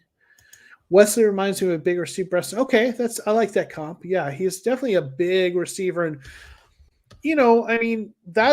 that seems to be what Kingsbury likes on those outside receivers, right? Hopkins is not the tallest, but I think he's like 6'1". I think he's a decent size. But AJ Green, that's what AJ Green has brought as that outside receiver. And I think Wesley could develop into if nothing else, a nice depth guy, but could be a guy that ends up playing some meaningful snaps, when AJ moves on. We'll see, right? Justin Tucker, that's a good one. That guy's such a good kicker, and he's an interesting dude. So, yeah, after today's game, maybe that's the one to pick. But Jordan, the sports fan, is with me. Aaron Donald, looks like I think you agree with me. Yeah. Also, Jordan Hicks was off today. He missed his gap so many times. It was insanely slow. I was hoping to see Zaven, but I guess Hicks playing the line trash is better. I want to see Collins out there more. Collins has played well. I'm really not sure why they aren't playing him more. At the same time, like Hicks has struggled at points, but I always keep in the back of my mind that there are guys out, the guys like Vance Joseph, the coach, knows a lot more about football than I will ever know. And if Hicks is starting, there's a reason. And I don't believe the reason is because Vance Joseph is like an idiot or something. So I always keep in the back of my mind that there's things I don't understand that the people who do this stuff for a living do understand. So there is something that Hicks brings to that defense that is keeping him on the field. And maybe it's what he does in terms of, like the Mike linebacker is like the quarterback of the defense. And maybe there's things he does in terms of the adjustments and the awareness that although he may not make those plays all the time and he's a step slow, maybe there's something he's bringing that allows the rest of the defense to play better. I don't know. So I always leave open that there's something I don't understand going on here. So there's a reason Hicks is out there, and it has to do with something Vance Joseph knows. With that said, I would like to see more of Zaven Collins, and with as tough as they've, as much as they struggle against the run, Zaven Collins is good against the run. So yeah, I'm a little baffled by that, but if I were actually in the media there and had a chance to ask him, that's a question I would ask Vance. Can you tell me what it is that Jordan Hicks brings that has you start him over Zaven? Yeah. Do you think we let Kirk go this offseason? I like Rondale Moore to be our wide receiver 2 next year. So that's a good question, MGO. And thank you for being here. That's a tough one because I've talked about that a little bit on here, and then also on the Monday stream I do with Mike Daisy, sports fan. Like, from a contract perspective, part of it is what does it cost? Like what's it going to cost to keep him? When you look at receivers, I don't necessarily think of them as much as number one receiver, number two, as much as like their roles, like the outside receivers and then the slot receivers, right? And Hopkins is the number one receiver. He's got his role. AJ Green is the outside receiver across from him. And then then when they do 3 receiver sets, they'll have 1 slot receiver. When they do 4, they'll have 2, right? Excuse me. And, Rondale Moore and Christian Kirk are both those slot receivers. If they let Kirk move on, they will need another slot receiver who they bring in those 4 receiver sets. Now, maybe they draft that guy. Maybe they think that someone like Greg Dortch, who's on the practice squad, who played well the preseason, or maybe they bring a free agent. I think you can have both of those guys on the team being productive, Kirk and Rondale Moore. But I do like Rondale Moore. I mean, anyone who's been following my channel knows I'm a huge Rondale Moore fan, have been since they drafted him. So, do they let him go? I mean, Kirk has had a good season for the Cardinals this year. He was quiet this game, but he's overall had a really good season. So, if they can get him back on a reasonable contract, I do think they bring him back. But they're going to have to pay Kyler soon, and so that's also part of that. And if someone on their team is willing to commit to Kirk to make him their number 1 or 2 receiver, or more likely number 2 receiver, I could see us, him getting an offer that just the Cardinals aren't going to match. So I know that's not really a yes or no answer. If I had to guess, my guess is I think he comes back, if I have to guess. But I could see him moving on. So it's tough. But I do think that's one of those that's really a tough call. Alvin Kamara would fit our scheme. Yeah, he would. He wouldn't fit our salary cap, but boy, he would be a nice player in this scheme, right? Goat McCoy is probably the most underrated pickup this season. I think is a big reason why Kyler is so much better. Listen, I love what he brings in terms of being a veteran mentor. Kyler in his first 2 years didn't really have that guy in the locker room. So I absolutely love. Yeah, I love the sign. I love the signing. I know he's not the best backup in the NFL in terms of what he does on the field. He's won 2 of the 3 games. He's done decently. But I think what he brings is that veteran presence, mentor, someone Kyler respects, being from Texas, Colt playing for the University of Texas and Kyler growing up in Texas, there's a connection there. So, yeah, I love that signing and what it means for Kyler as a veteran presence for sure in the quarterback room. The run game is going to be legit when Edmonds comes back. Connor Edmonds could be a dangerous time. Yeah, I mean, those two complement each other well. Now, I also think that, Benjamin's had a few nice runs. They haven't used him a lot, but yeah, I think, but Edmonds is so great receiving as a run, out of the backfield, receiving, catching the ball, and it has some also good running the ball as well. So it's a great complementary pair, 100%. What was Beecham thinking that was unbecoming him? Yeah, that one penalty was kind of, fortunately, obviously they still won, but that play where I assume you're talking about the play where there was a pass interference call, but it was offsetting, and because there was it was unsportsmanlike conduct or something. I'm not sure what he did. I didn't see what he was doing. Saw the PI play, but Beecham's, a good veteran who doesn't usually do stuff like that. So yeah. This needs to be said. Jalen Thompson has been better than Buda Baker this year. He deserves to be an all-pro safety, in my opinion. I know some folks don't like Pro Football Focus, but I can't disagree with you. Jalen Thompson's graded a little bit better. And, Buda hasn't had his best year. I mean, he's been okay. He's made some good plays. He's had, interception or two, I think. He did have, he had that one today. He had that one ankle tackle that he normally makes that he didn't hold on to. I think it was Gerald Everett. Buda's been good, but Thompson, I feel like, has been a little better. I can't disagree. But Jalen Thompson deserves more credit than he's been given, I think. He deserves some more attention. He's been really good for them, for sure. With our play at home so far this season, how much do you want the one seed over lower seeds? So, it's like, I get where I get where you're coming from. It's like, well, this team's been so good on the road. Are you sure you want to play at home all year? To me, the bigger part of playing on home versus the road isn't as big apparently for the Cardinals. But what I love about the one seed is that you get the bye that first week. That's the part of it that's appealing to me, is that that's one less playoff game you have to play to get to the Super Bowl. So I still think if you can get that, it's good to get that.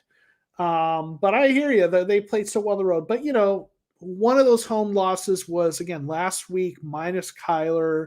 Hopefully you're playing with Kyler throughout the playoffs. That was fluky. And they won. Green Bay's a good team. So I think still I would like to have that number one seed because of the bye more than anything, right? Simmons sack dance was funny. I didn't pay close attention to that. I'll have to check that out. Always love a good sack dance. I think Simmons got more snaps this year than his rookie year than Zaven. I'll have to look at that because it's been a little hit or miss. Because probably I think, but it might be reasonably close because I did a video on Isaiah Simmons in the off before the season started, and I looked at his snaps, and he had a lot of weeks without a lot of snaps. Then after I think it was week 7, if I'm not mistaken, the week where he had that interception of Russell Wilson that sealed the game, it was from there on out he started getting more snaps. So I'd have to look at it, but I think it might be close at this point, but we'll have to. I don't know. That's a good question or point. Let's see. Jordan, the sports fan, we didn't play Simmons that much either last year. Yeah, we didn't. And so to that point, so, I'm not worried about Zaven. I mean, he's played well when he's played, and I think next year we'll see more of him. So I'm not worried about it, but I would like to see him more. Vance Joseph doesn't know more. He just doesn't trust rookies. Well, maybe maybe. I still think he knows more than I do about football for sure. But maybe that's part of it. Is maybe he just doesn't trust rookies. But he's trusting the guy that you like to criticize, Marco Wilson. So maybe he has to, though, because of the cornerback situation they're in. Do you think we should let oh man, you had to bring that up, Dylan? That's a tough one. So let me own this. Beginning earlier in the season, I put together a video where I said, what do I think they should do? That was when the trade rumor, or not even a rumor, when the word came out that he had asked to be traded. And at that time in my video, I said, I think the Cardinals, I should let him play out the season, but don't sign him to a big extension now. See what happens at the end of the season. And, and then he had that 5-sack explosion against Tennessee. And I came out in videos and I said, it's time to pay that man, because he had that crazy good week. And then he kind of disappeared. And so I feel bad because I'm going back and forth. I feel like I'm waffling a little bit because I was like, wait, don't pay him a big contract now. See what happens after the season, and don't overpay him because you're going to have to sign Kyler to an extension and stuff like that. And then I was like, pay him because he had that crazy good game. And now, he had a good game today. I think where I'm coming back to, when I was like, pay Chandler Jones, I think I was like captive of the moment, if you would. And now that I take a step back and I look at it, I think what they do is they should play out the season with him. I think if when the season's over and said and done with, if they make him an offer that they think is reasonable for his production and his age, he will probably not like it. He will probably test free agency, and I'm okay with them letting him walk. I think Marcus Golden has been so good for this team. I think Vance Joseph has shown an ability to scheme pressure. I think they can sign guys in free agency. I think you can draft some guys. And I've talked about this in a lot of videos. I love the way Baltimore has done their pass rush over the years. They draft guys on day 2 or 3, like round 4 or 5. They develop them, and when their rookie deal is over, they let them walk, and they just keep drafting. Like every year, they draft at least one pass rusher, it seems, somewhere in those middle to late rounds, and they just develop them, and they've got a pipeline of them. And by year 2, usually one of them develops into a decent pass rusher. They get a couple years out of them. They let them walk. When they walk, the next guy up steps in. So at this point, I think unless they can get, and he doesn't want to take a discount. I get that. So I think they should probably, they'll let him walk from a roster building perspective, just from in a world where you have to deal with the salary cap. Although I know everyone talks about salary cap is not real because of some things teams do. But I love Kirk. Kyle and Kirk have a good chemistry. Listen, I'd like to keep Kirk, especially the way he's played. So, but the tough part about all this is the salary cap. So we'll see. And Kyler's going to be up for a contract. Let Chandler go. Keep Kirk and Green and Connor with that money. Hey, I wouldn't hate that. I'd rather pay those guys right now. I think, yeah. Another person saying, I hope we keep Kirk. Rondo Moore reminds me of a smaller Brian Rissbook. That's an interesting one. Okay. Yeah. He's got those kind of, he's a receiver who can play like a running back, right? Rondale has tiny hands. That's why he's always losing the ball. Well, he needs to work on that, but he's also had some really great plays. So I like Rondale, though. I think Rondale Moore will be great one day, but it seems like he has some growing pains to get through versus these. Yeah, I mean, he started out really well, and then he struggled a little bit lately. He's, been quieter, but I like overall, though, I'm still optimistic about him. Kirk is from the area and may take less market. Yeah, he played at the same high school in Scottsdale that Byron Murphy Jr. played at, if I'm not mistaken, as well as Chaparral. Yeah, I'm trying to remember. But anyway, so maybe he will stick around, right? Take less. So here's hoping, right? I can foresee a similar situation like Reddick with Kirk, both underwhelming to their contract year, and we let them go, and we regret it. Another team is able to convince them to sign for cheap. Yeah, I mean, I could see that, though. I do think at the point that that what Jack just made here makes it maybe a little bit different in that I think Kirk might have a little more desire to stay. I feel bad for Reddick, and I don't blame him for wanting to leave because the Cardinals drafted him. In college, he was an edge rusher, but they tried to turn him into an off-ball linebacker, a middle linebacker. It didn't work. Then his contract year, because of injuries and everything, or they moved him back to edge rusher, and because of injuries, he got to play a lot, put up that monster season with 12 and a half sacks. And listen, and y'all know I love the Cardinals, but like if I'm Hassan Reddick, I can understand if he feels like his career got really sidetracked by the Cardinals trying to turn him into an off-ball linebacker because he's having a good season in Carolina. He seems to be a good edge rusher, and imagine what his career would have been like and how much money he'd be making right now if he played as an edge rusher and was good that whole time, right?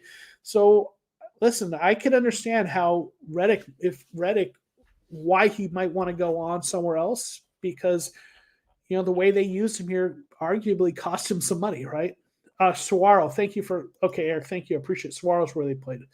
Yes, okay, thank you. I knew it was one of those Scottsdale high schools. So let's see. I want to make sure I pick up where we left off. Kirk better than Rondale for now, right? For now he is. But Rondale, yeah, I'm looking forward to seeing what Rondale becomes over the years. Hey, and underscore NFL AZ Cardinals. I enjoyed seeing you on the stream with Aaron Van Buren for the Cardinals Conversation Corps. Cardinals playing well away. Do we still go after the number one spot in the NFC conference? Does that make you nervous? We haven't played as well at home. Seeing the question going around. Yeah, so I don't know if you were here. I did talk about that earlier. I'm not. It doesn't make me nervous because, again, the games they lost on. Listen, that Packers game. Thursday night games are weird. Packers are a good team. We had a chance to win it.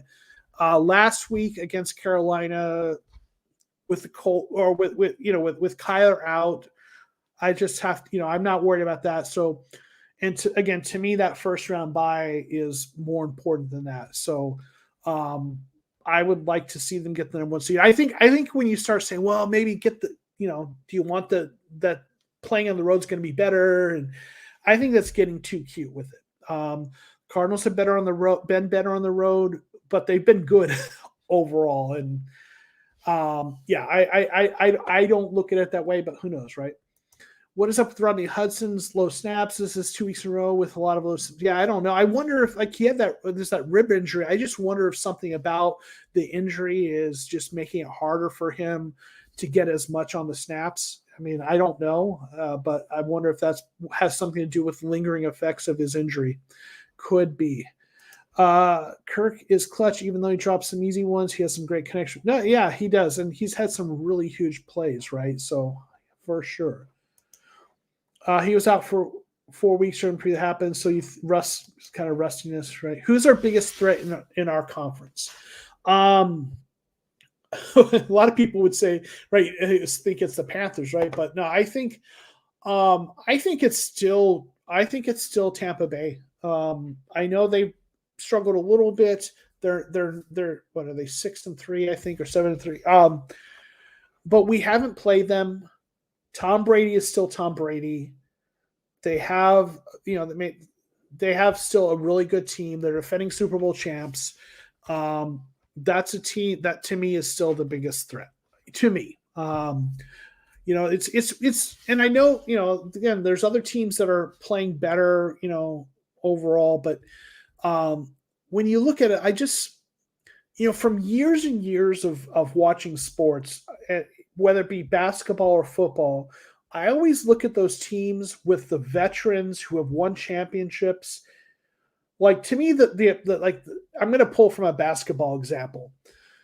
The San Antonio Spurs with Tim Duncan and Coach Popovich, they had years where they kind of got it through the regular season and they weren't dominant. But then the playoffs hit and they turned it on and they had, they won titles that way. And I think the Patriots have been like that at points when Brady was there. Those veteran teams that have been there, that sometimes they may not be the most dominant team in the regular season, but those teams have this way of when it matters, they turn it on, they've been there, they know what to do. And they win against whatever team was the hot young team that was kicking everyone's butt during the regular season.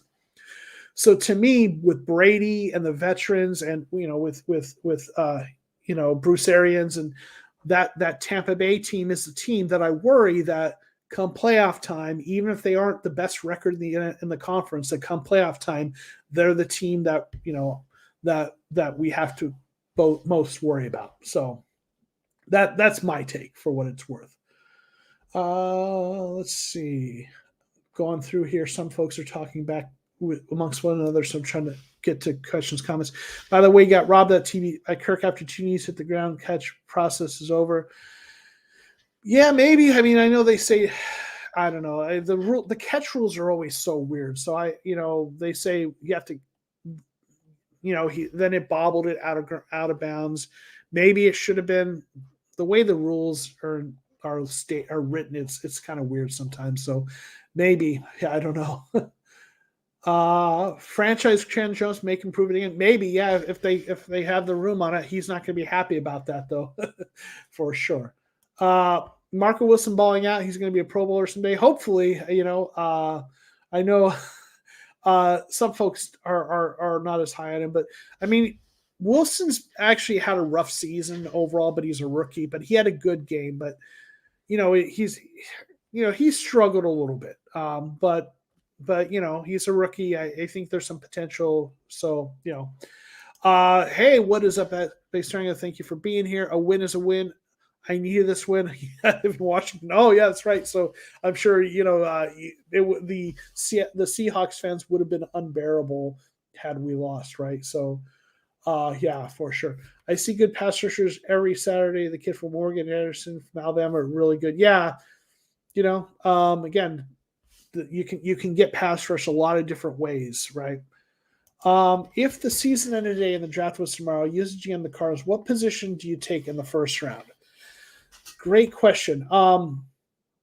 So now I'm going to say, I will say this. I do believe you need to look at how the board falls to you, because obviously you don't reach for a player who's a second round talent, even though it's the position you want, right? So, all things being equal, in the first round, the player positions I would like to see I'd love to see a really good interior defensive lineman, someone who can stop the run and be disruptive. Someone like what JJ Watt kind of does. I think they really need a good solid presence there in the interior defensive line. I wouldn't mind seeing them go for a cornerback. Another one to kind of add, to help bolster that unit. But at the same, I could see them going maybe a little bit later, second or third round with that position. But interior defensive line, I really would like. Another position is actually interior offensive line. I think they could use a good guard, right? Someone I'd love to see if they could get just a blue chip guard, a guy who's like a Pro Bowl guard, to really help out this offensive line. So those are kind of the positions I'm looking at, like at cornerback maybe, but more interior defensive line would probably be my first pick, because I think you can get good guards in the second or third round. I'd love to see just a stud, interior defensive lineman to really solidify that part of the D. D end is what Mario. So you're thinking D end, and pass rusher, you could go that way too. I like pass rushers a little later in the draft and developing them, but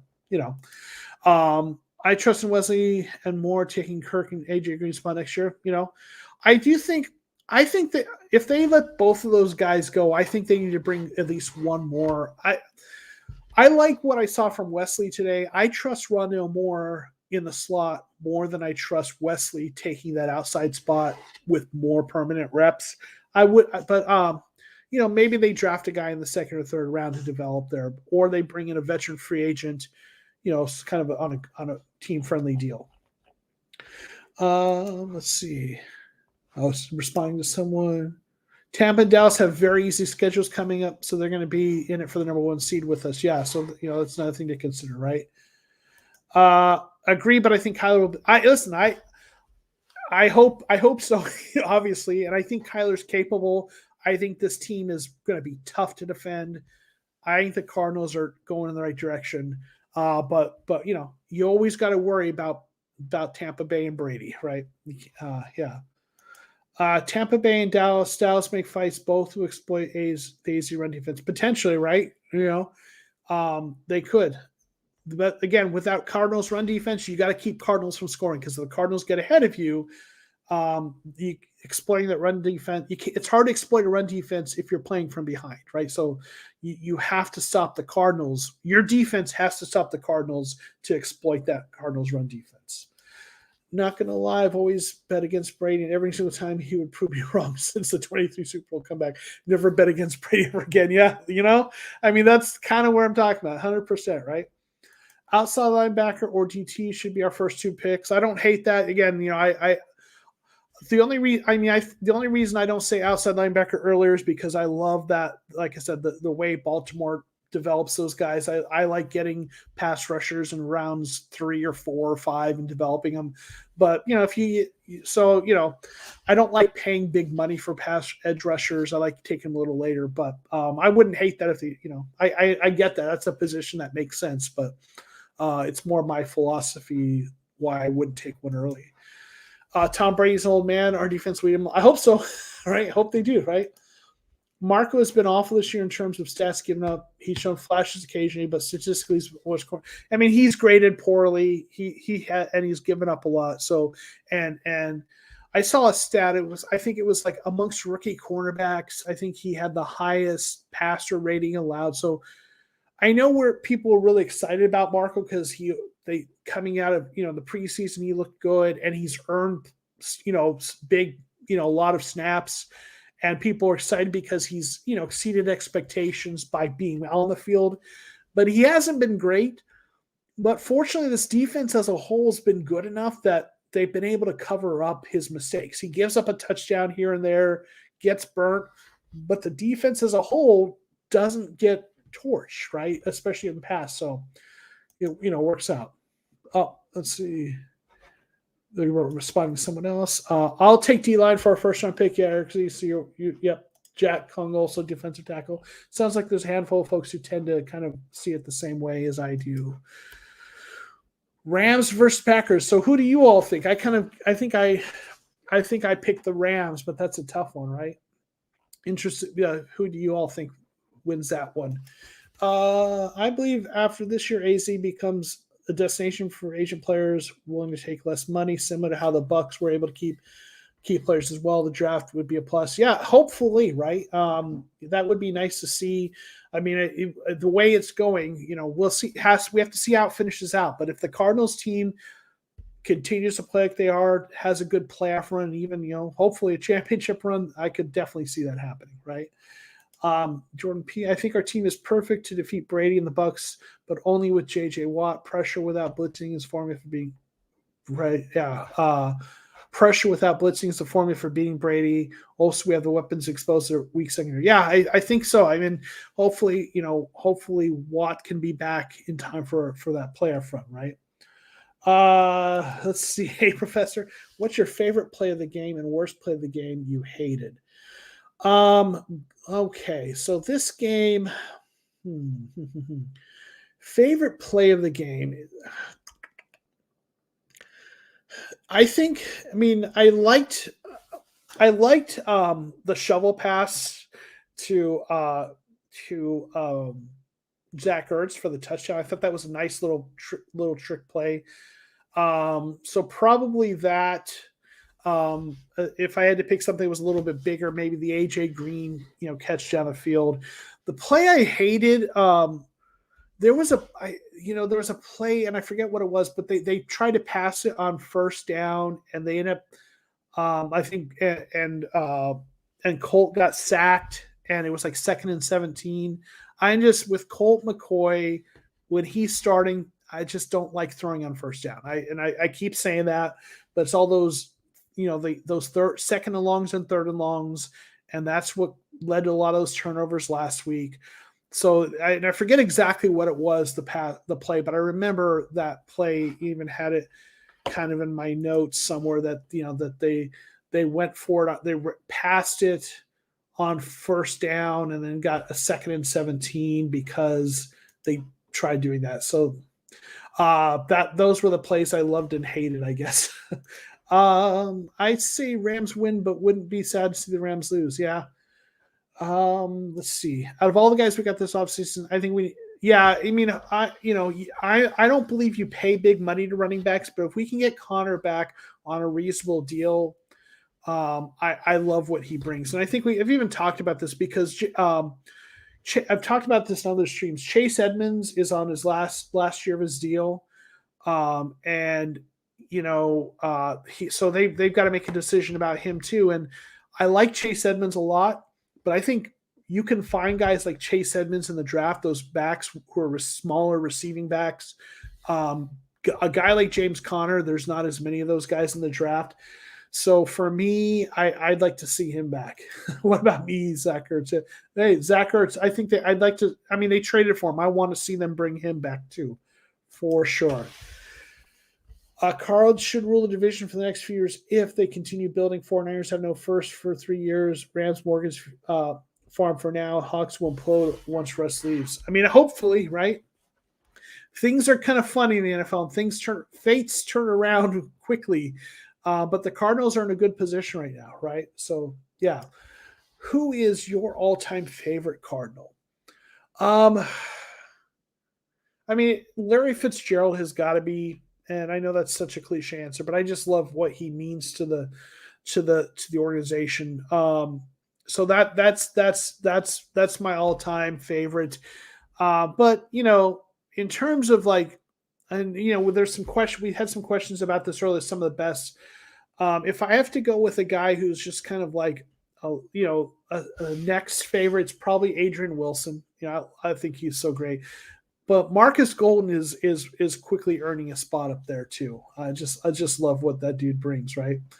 Let's see. Do you think Stafford has been exposed? If Rams do not win the Super Bowl, they in big trouble, especially draft capital since cap issues.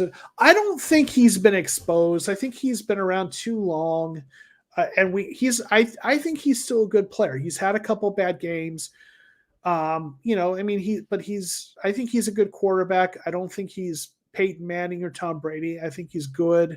Maybe he got a little overhyped with the trade and everyone talking about how great he is, but I don't think he got exposed. But I do think, the Rams, I think the way they've built their roster with big contract, very top heavy, right? They have these big name guys. They pay a lot, trade away the draft picks. I just don't think that's.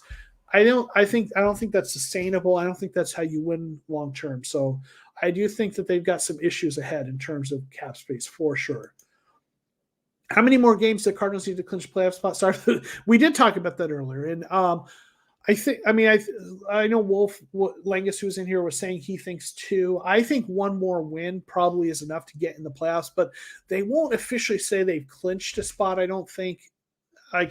It's like, okay, so it's like weird. It's like, how many wins does it take to get into the playoffs is a little bit of a different question than how many games until they clinch one, because sometimes it takes a few extra weeks before you clinch a spot, if that makes sense.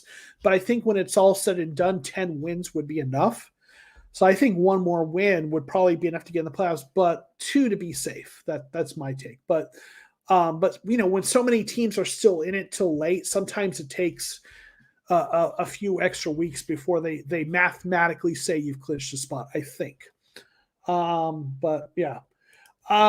Who is your offensive defensive MVP of the team at this point? For me, James Conner for offense and Jalen Thompson for defense. Honorable mention Golden. Yeah, that's a great question. I like your picks. I think those are really good picks. Offensively, though, James Conner has been so good, but I still have to say Kyler. I know that quarterback's cliche, but there's a reason he's been so good. Even though he's missed a couple weeks. But if you're saying without Kyler, aside from Kyler, I think I like James Conner. I think that's a good pick. I think that's a good one. On defense, I think Jalen Thompson's a good pick. I'm for that. And I like Golden. I'm going to throw another name in there we talked about earlier, though, who's not getting enough mention, and that's Robert Alford. I might go with Robert Alford, and the reason being is that cornerback room was such a concern coming into the season. We were all worried about it, right? And it hasn't been that bad. It's actually been pretty good, right? It's not been exposed overall. And I think Robert Alford being as steady as he has been a huge part of why. So I'm going to go with him to just kind of throw another wrench in there. Did you see Marcus Golden dap up all the Cardinals fans? Lumen Field, they say Burgang for life. Oh, I love that, man. I didn't see that, but man, I love me some Marcus Golden, dude. I just such a stud. Love that guy. Anquan Bolden, your favorite? I'm guessing that's your response to favorite Cardinal.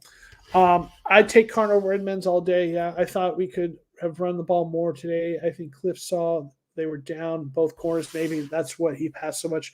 Yeah, he might have been trying to expose that, but yeah, I like Connor for sure. And Daryl Washington, your favorite Cardinal, to his career. Sure, he was a talented player, right? Absolutely, and kind of unfortunately didn't, had the off the field stuff, right? Do you think we re-sign JJ when his contract ends? So I believe he's on a 2-year deal. So I don't know. I mean, I don't know. He might be retiring when that contract ends. If he, and he's banged up. So it depends. I don't think they sign him for. I'll say this: when his contract ends, I think the only way he's coming back, if it's on a team friendly deal, because when his contract ends, we're paying Kyler. Kyler is no longer on his rookie deal at that point, and part of the reason we were able to pay him. We paid a lot for JJ, and we were able to bring in guys like that is because Kyler is still on his rookie deal. So do we re-sign JJ Watt?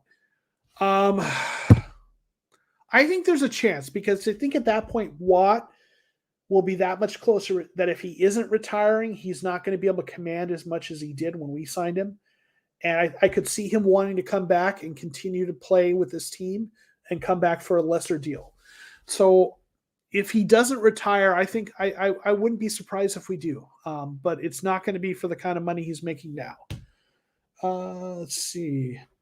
But it is impossible to say. But it's worth we speculated, right? Though that's what we do, right? Love it. I've been saying it for weeks. Alfred needs to be talked about. He's actually been an elite corner this year and even better than Murphy in coverage. Yeah. I mean, we're not talking. We talked about him earlier in the stream. We're not talking about him enough. He's been their best graded corner. He has been steady. So absolutely. 10 wins, not good look at the NFC last year. Okay. I'm guessing you're saying that was not a good enough to make the playoffs this year. I'm not sure. But if you want to clarify for me, that'd be great. Definitely would appreciate. Just so I want to make sure I understand what you're saying. It is for sure that D-Hop will be good to go after the bye. Being declared out Thursday, I believe, is somewhat concerning for his timetable. I don't know if it's for sure that he'll be back. I haven't heard anything really specifically, though. I think, yeah, I mean that is concerning, right? Because you would think if he's close to being ready, it'd be a game time decision, right?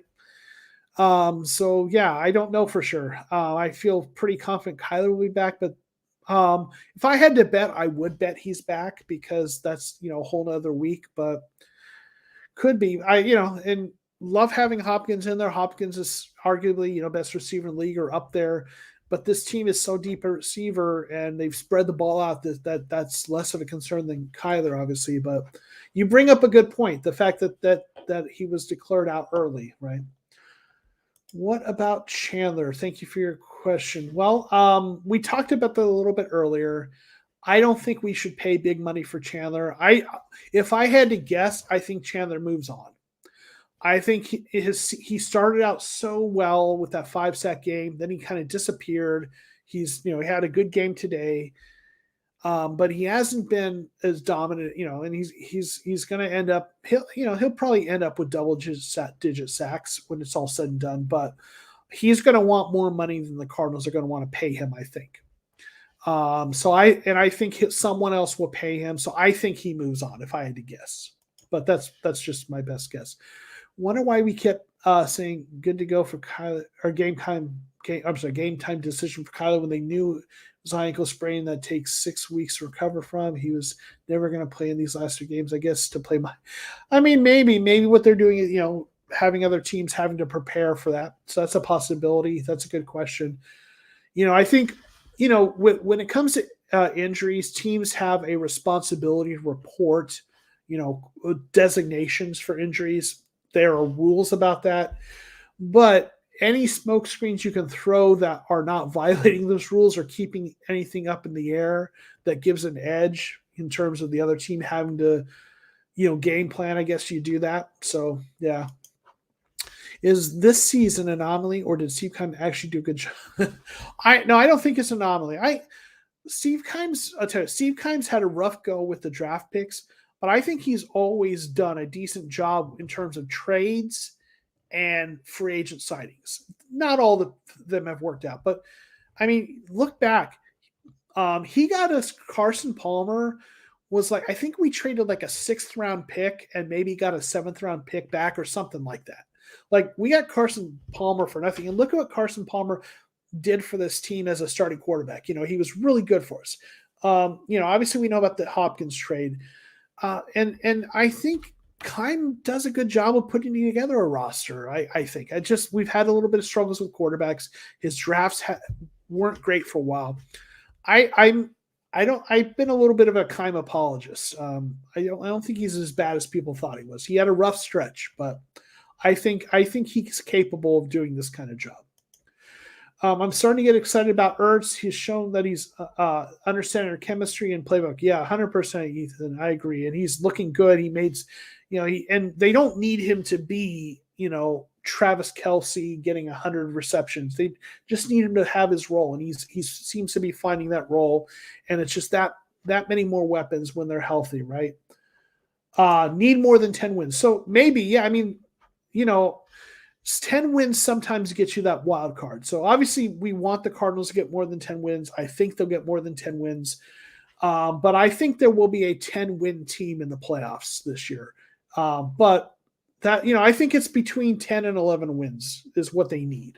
So it's hard, so let's see. Hopefully Van Joseph doesn't take head coaching job. I mean, it'd be rough if we see him move on, but but if he gets offered a job, he deserves it. Obviously it's for selfish reasons we want to keep him. But I never want to begrudge someone for trying to make the best opportunities for themselves, right? So Cliff had a great game plan. Pete Carroll was salty, taking timeouts while we kneel. Yeah. Listen, Cliff came out with the right game plan, right? He did what he came out running the ball, the much better game plan than last week, right? 100% agree with that. I didn't notice Jordan Phillips today. Was he injured again? I didn't, that's a good question. I didn't really notice him either. I've got the box score here. Let's see. Did he have any? I don't see his name. Oh no, he was out there. He had 1 tackle. So he did play. But yeah, he didn't seem to be much of an impact. Carson Palmer was threatening to retire if not traded before. He was the beneficiary. Good. Well, maybe, but sometimes. Well, no. Okay, that was what was going on in Cincinnati, and then they traded him to the Raiders, and he played for the Raiders, and then. But I don't know. I mean, I don't know if I still respectfully would disagree that that's luck. So it's knowing how to take advantage of those situations. He got that deal, and he knows when there's blood in the water, he'll find it and he'll make the trade. So, I mean, he's made, there's a point where when look at it this way. He made that trade when a player was available, where there was a situation where the team wanted to get rid of him or whatever. He got him for little. He got DeAndre Hopkins in a way where, he made a deal for DeAndre Hopkins. He made a deal for Rodney Hudson when they were maybe going to, they were talking about cutting him or moving on, but so there's a point where those things keep happening that you have to say, maybe there's a little skill here. That's my opinion. And yeah, obviously you may not agree, and that's okay. Right.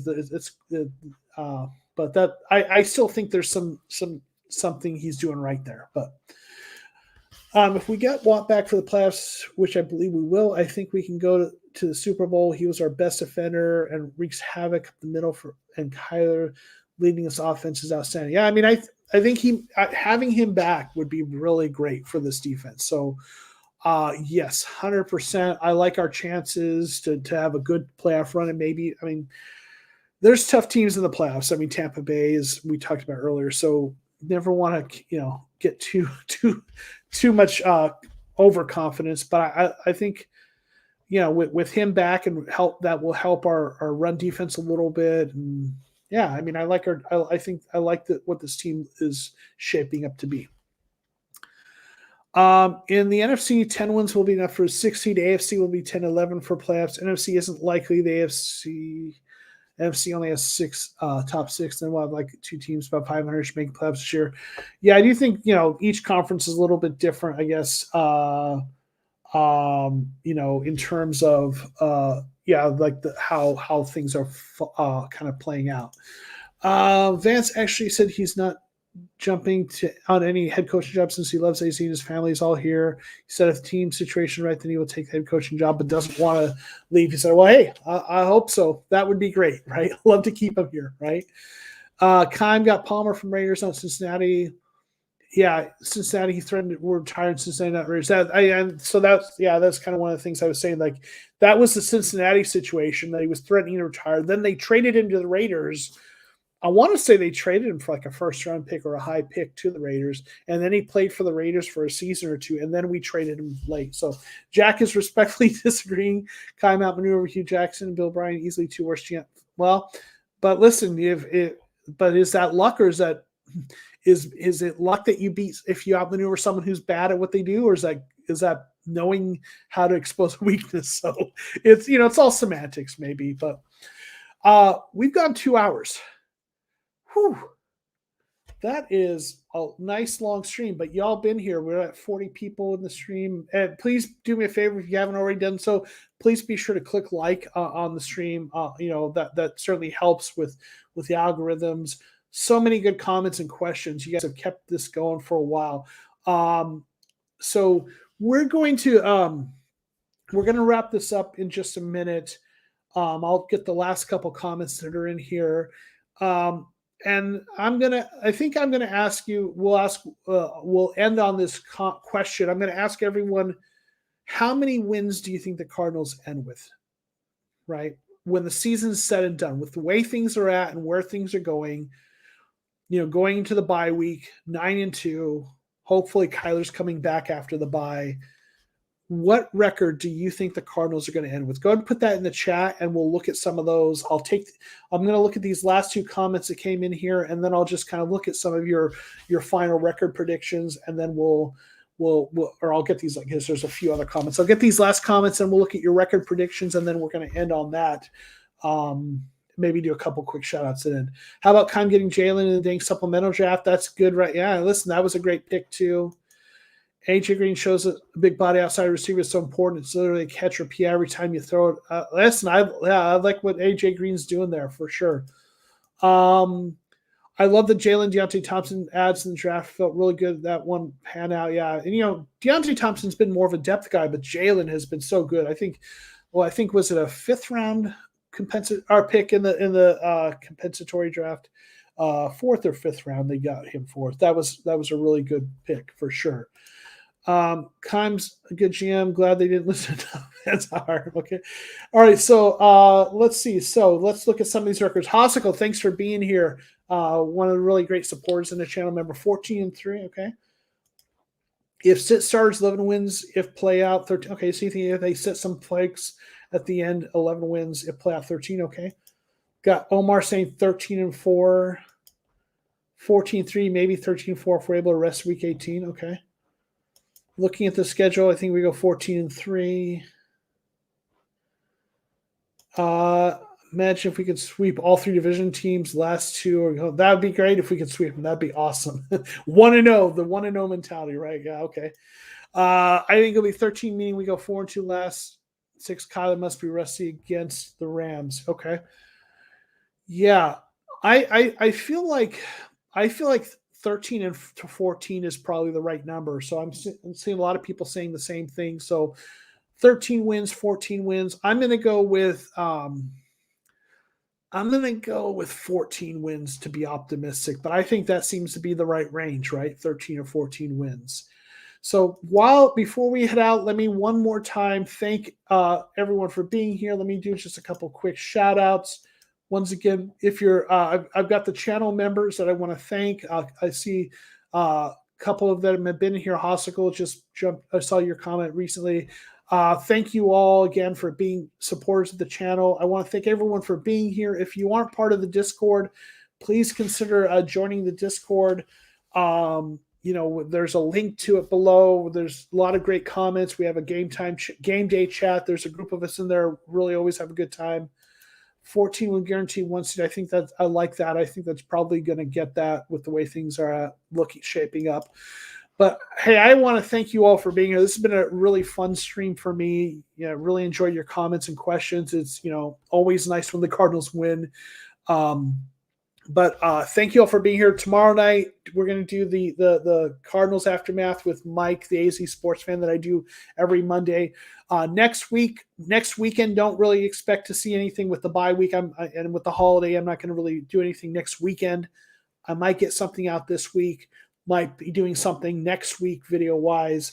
But next weekend, you won't really be seeing me. But I hope everyone has a great Thanksgiving and have a great time. With families, whoever you're spending Thanksgiving with. Appreciate you all. Thank you for the comment, Kate Gordon. Appreciate you. Thank you for the people, my dude. Well, it's great for me as a Cardinals fan get to feel connected to the Cardinals community as well.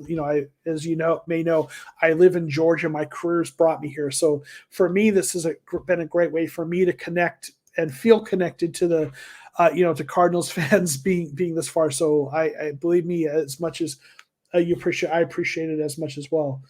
Was a lot of fun. Go Cardinals. Happy bye week. Happy Thanksgiving for U.S. fans. Yes, thank you. Appreciate that. All right, well, we're going to end. I appreciate you all being here. It's been a really fun stream. Look forward to seeing you all next time, and go Cardinals.